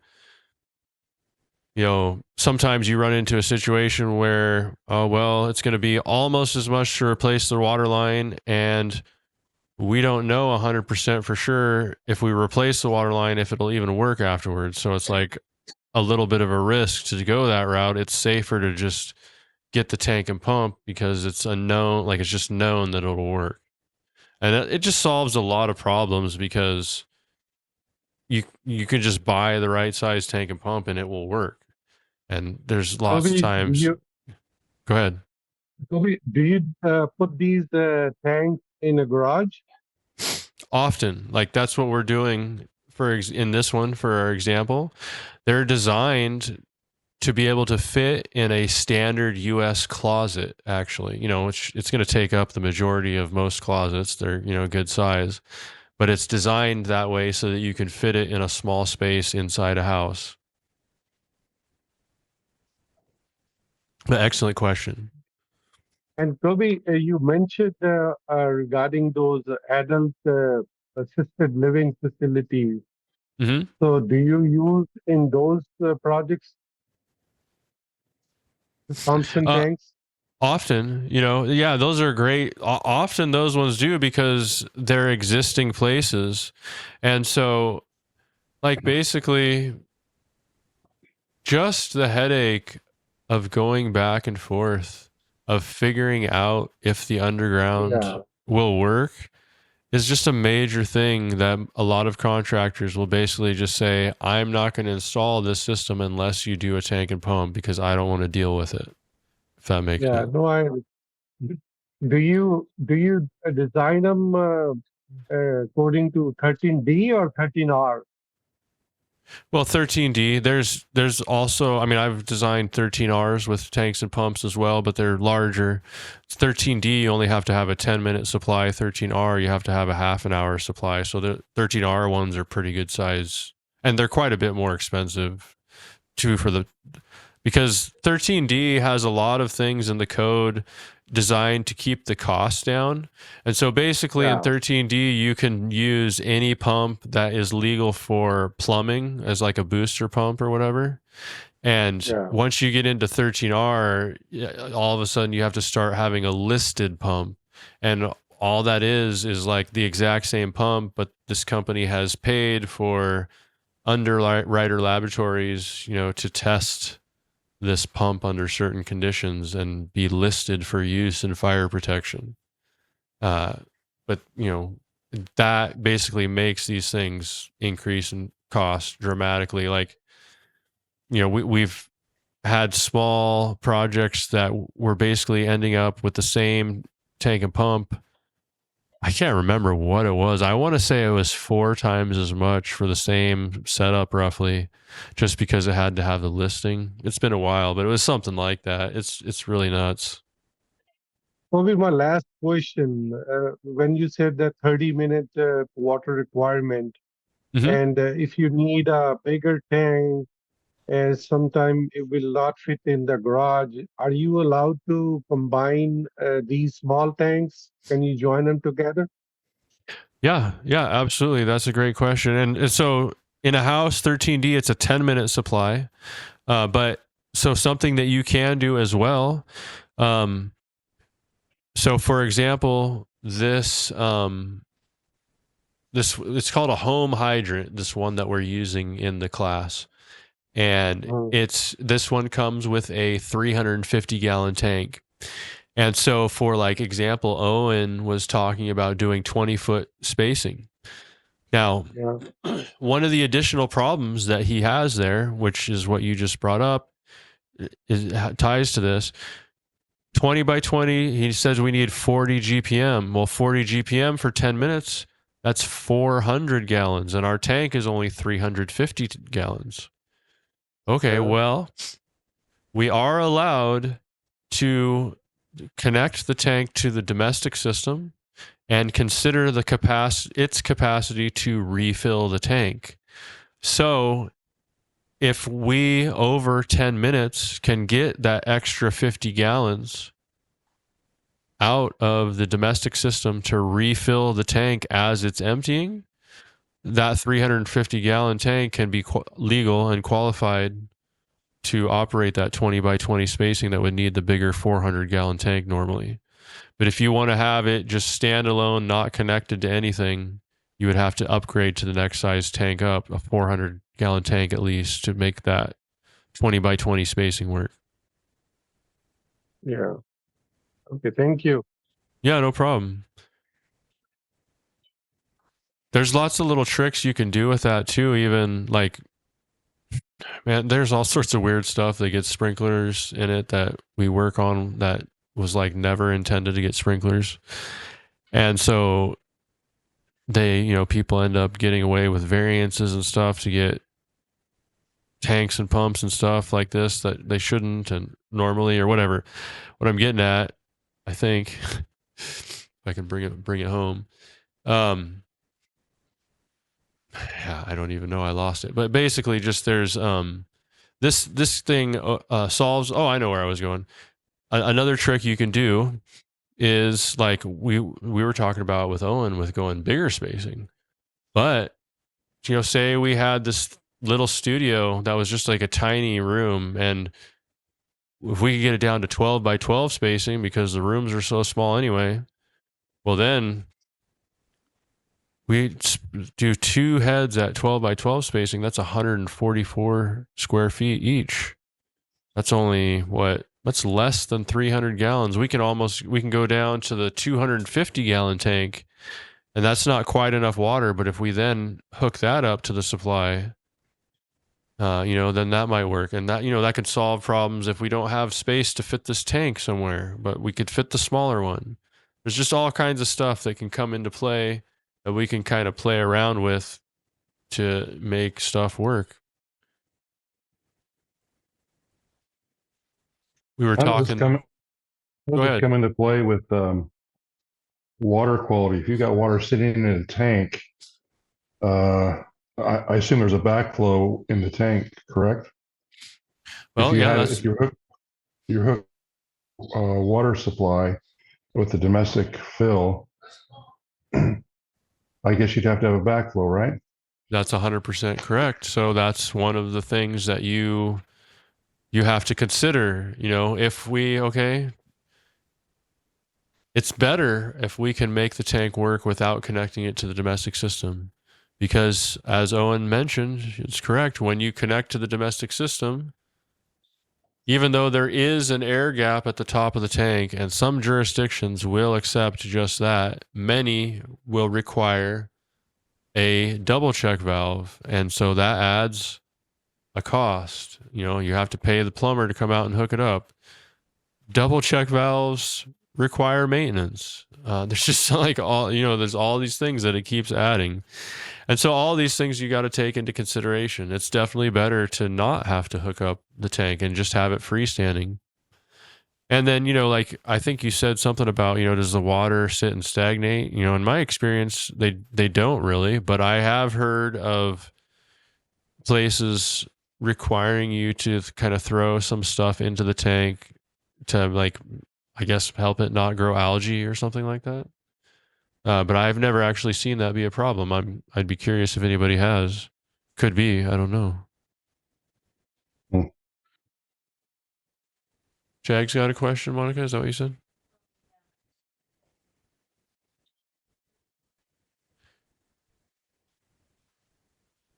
DCV is not mandatory. Okay. Well, like the double check valve. Yeah, some places don't require to be connected to the tank because there is an air gap at the top of the tank. The way the tank is designed, it's designed to not have to have a backflow preventer purposely. That has like a float in there, like a toilet tank float that, it basically, and there's a overflow. So like the tank cannot fill to the very top. There is always a air gap no matter what at the top. And, but some places require the double check, and I could see why, they're not trusting this crazy plastic pump that supposedly has an air gap that's going to keep the water from contaminating the domestic system. I can totally see, a jurisdiction not believing that. I mean, uh, and they're wanting to protect people. That's reasonable. But yeah, no, those are great questions, and all like I said, all those things have to be taken into account. It's much better if we don't have to have that, right? The double check. The worst thing about double checks to me is the ongoing maintenance that they require. But many, if we have a CPVC system tied to, with a shared water supply, we're usually branching off the plumbing system on a Watts 007 or something like that, double check valve. And those double checks need regular maintenance. They need to be checked to make sure that their water isn't backflowing through it and contaminating. The inside of the sprinkler system is nasty black water, and you don't want it coming into your drinking water. Alternative solutions around that. I think we were talking a few weeks back about this type of systems that don't have a double check, that they instead at the end of the line will connect to a toilet or some other regularly used item so that water is continually flushed through the system, and that prevents stagnation. And I really do think that is actually a better system, but it's just majority, and like in our area, like sprinkler contractors are just used to coming off the double check valve, and nobody likes anything new. We just do it the way that works, which, there's good reason for that. Great questions though, guys. Appreciate it. Everyone coming tonight. And even despite my recovery, Thankful Everybody's that, got it. right? It's that time of year. Yeah, I went to our house, bad. Still coughing. Monica's been giving me a steady supply of honey citrus herbal tea. Beautiful. In between, during videos I've been sipping on. It's been helping tremendously. Anecdotally, the flow-through system was discovered accidentally years ago when a plumber went to tie in a toilet on the second floor, and he tied it, and the sprinkler system was copper at the time, and he took copper pipe and didn't know it was the sprinklers, and no one knew it had happened until somebody moved into the house, and a lady next door complained that every morning the bell go off. And that was the lady next door flushing her toilet. Wow, that's funny. That's interesting. I never heard that story. Yeah, Was that in California? yeah. Since then, yeah, that was in Redondo Beach. No And kidding. back then, they didn't have the delay on the flow switch, and it rang. That's pretty funny. Yeah, Yep. so that and the bells are just to be so everyone can hear, right? And the bells are loud. They're not tied to any like to the fire. It doesn't bring the fire trucks or anything like that. It just No, it's annoys just noise people. They're super loud. local alarm. Yeah. Yeah. It's funny. I'm surprised they couldn't hear it when they were flushing the toilet because they're usually that loud. Must have had a big Yeah. house. The bell was outside above the riser, so maybe they didn't hear it. Maybe it was more remote than what they could hear. But the lady right outside her window, the riser was, heard it every time. Right. That was probably outside her breakfast nook. Uh-huh. That's funny. Wow, that's interesting. Very cool. So how long ago do you think that was? Oh gosh, that's got to be back in the mid '80s. Hmm. Redondo Beach, their sprinkler ordinance came. No. Mid '90s. Their sprinkler ordinance went into effect in 1991, Oh, okay. and a short time after that, there was a lot of experimenting going on and fine tuning. And sprinkler systems were expensive back then, Right. more so than today, comparatively. Yeah. That's interesting. Like even when I started my career in sprinklers in 1999 in Oregon, I know residential sprinklers were relatively new still as a concept. And I just worked on an existing system the other day. We went out, and the first part of the building it's a care facility, and the first part of the building was built in the 80s, and the entire residential system in there is all steel. Oh, And wow. I couldn't imagine installing a residential sprinkler system with steel pipe. That sounds awful. But that's what they Going did. back to the 20 by 20 spacing, and the reason I did that, Yeah. I the room with the copper ceiling Mm-hmm. You think that's a good going solution around the there? edges, I thought, well, why not do enough to the riser, do that 20 by 20, so you have one head in there, and keep it far enough away from that drop ceiling portion, so it hit all the walls. And then the rest of the house could be 16 by 16. You just have to prove that that head works, Right. which I would do by simply doing a one head calc on node 13 at flow in 20 GPM. It would prove that the room upstream would work. Do Yeah, you do that's that excellent. much up there? That's excellent to bring up, Owen. That's like an advanced thing you're showing these people. So it depends on the contractor. I used to that would have been my standard procedure as well, to automatically do that. I would automatically do, a single head calc at 20. The time when I was doing that, the main contractor I was working with asked me to stop doing it because it was confusing, I guess, their guys, supposedly, because they weren't training them the difference. And so they asked us to just do it all at 16 by 16. And so, for like, now we work for several people, so it kind of just depends on what kind of preferences they have. So, Toby, normally do you do 16 by 16 a lot, or is it very commonly used? It is, because if you look at, that's a great question too, by the way. If you look at almost all of the sprinkler head manufacturers have a 4.9 K factor residential sprinkler like this Senju, and they almost have all the same exact GPM requirements. There is sometimes, if you get into a pinch, there's a Victaulic recessed one that is not concealed, but it only takes 12 GPM to operate instead of 13. And, basically all of these heads, if you look on the spacing that it has, the most efficient spacing that they operate at is the 16 by 16.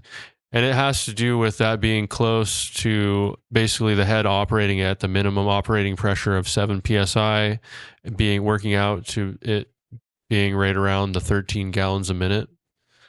And so, basically when you go down to the lower spacing, it's not as efficient.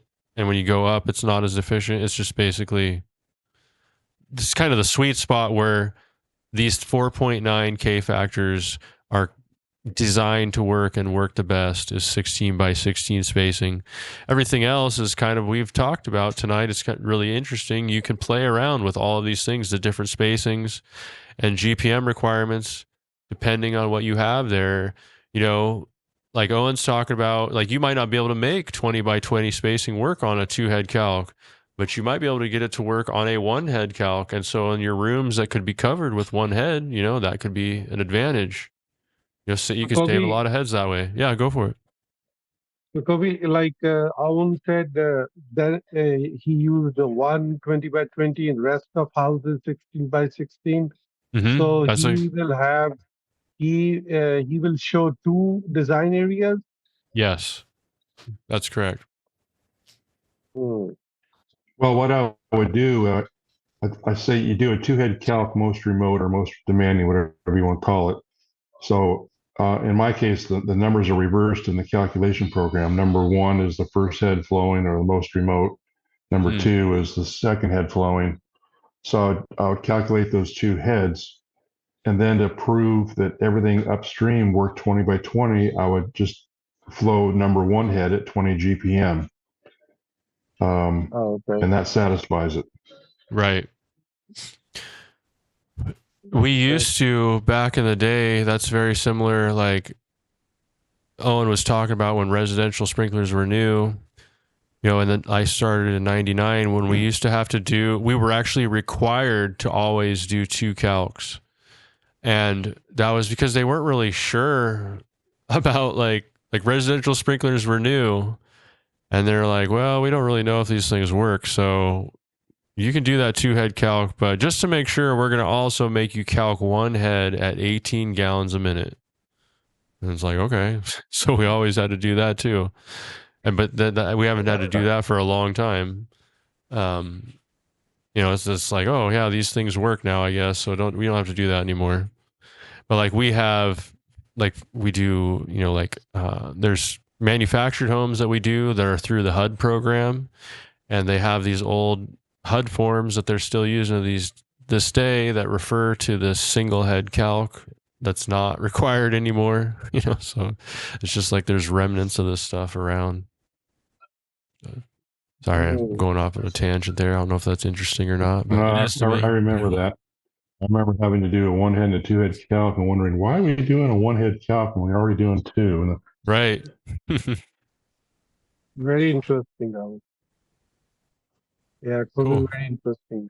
I learned And especially when you said that we can connect the two tanks together. So if one is not enough, that is that is very interesting to me. Yeah. Yeah, you can you totally there's in fact it's like somebody just sent me a project of a house that he's using one of these tanks, a different tank that this same company manufactures with one of their standalone pumps that he used on a different project. And so he sent me information for the one that he wanted to use to show it to me. And on that other project he was showing me, they did just that. It had two of these tanks daisy chained together, and then the pump, siphoning off both of them to supply the system. You could, theoretically, you could do as many as you want. And there's even stuff. I mean, most sprinkler companies don't know anything about what's possible with the domestic plumbing, but I've worked with plumbers on systems, and they like knew how to add booster tanks and stuff to the system that made it work. That I was like, a sprinkler guy could never do whatever you just said. It's really cool. Like the plumbers, like on a 13D, you just need a listed for plumbing pump. Go ahead, Jag. I didn't mean to cut you off. No, that's what you meant. All the tricks. So these are trade Yeah, tricks. exactly. Yeah. Absolutely. And there's things you can do too, like you can loop the piping, if it's a real bad situation, that'll help it work better. Like PEX systems are looped automatically, they're smaller piping, but they get away with the smaller piping because it's looped. So you're getting each sprinkler is fed twice from a smaller pipe. We do that all the time. Gotcha. Horizontal and vertical loops on these big homes down in Newport Beach. Yeah, that makes sense. So in that case, you don't you like what the water requirement goes down, or you Pressure don't? goes down. Pressure goes down. Yeah. Yeah. So like if you like say the same layout that we had in the class, if we just looped it back around to the pump, we just have to add, let me see. We wouldn't even had to add a node. We could just continue from 12 and go back to 2. And it would work better. There's definitely situations, especially with on the top floor where you're in an attic, it's real easy to go in any direction. But, when you're in a floor space, it's usually easier to go in one direction. So looping is not always necessarily easy to do, but, sometimes you can keep the pipe smaller by looping it, and that can be worth it. Those types of things. Interesting.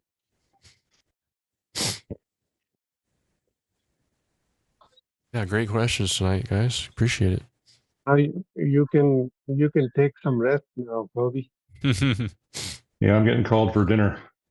All right. Well, I appreciate it, guys. That sounds like this is a potentially good spot to break. Then, do we have any more questions before we call it a night?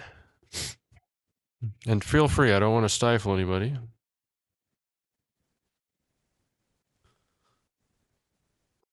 Well, it sounds like not. So again, we have plenty of places, opportunities available. We will be available for questions after these. I will be there as well with Chris Jansen at the his SketchUp session on Saturday.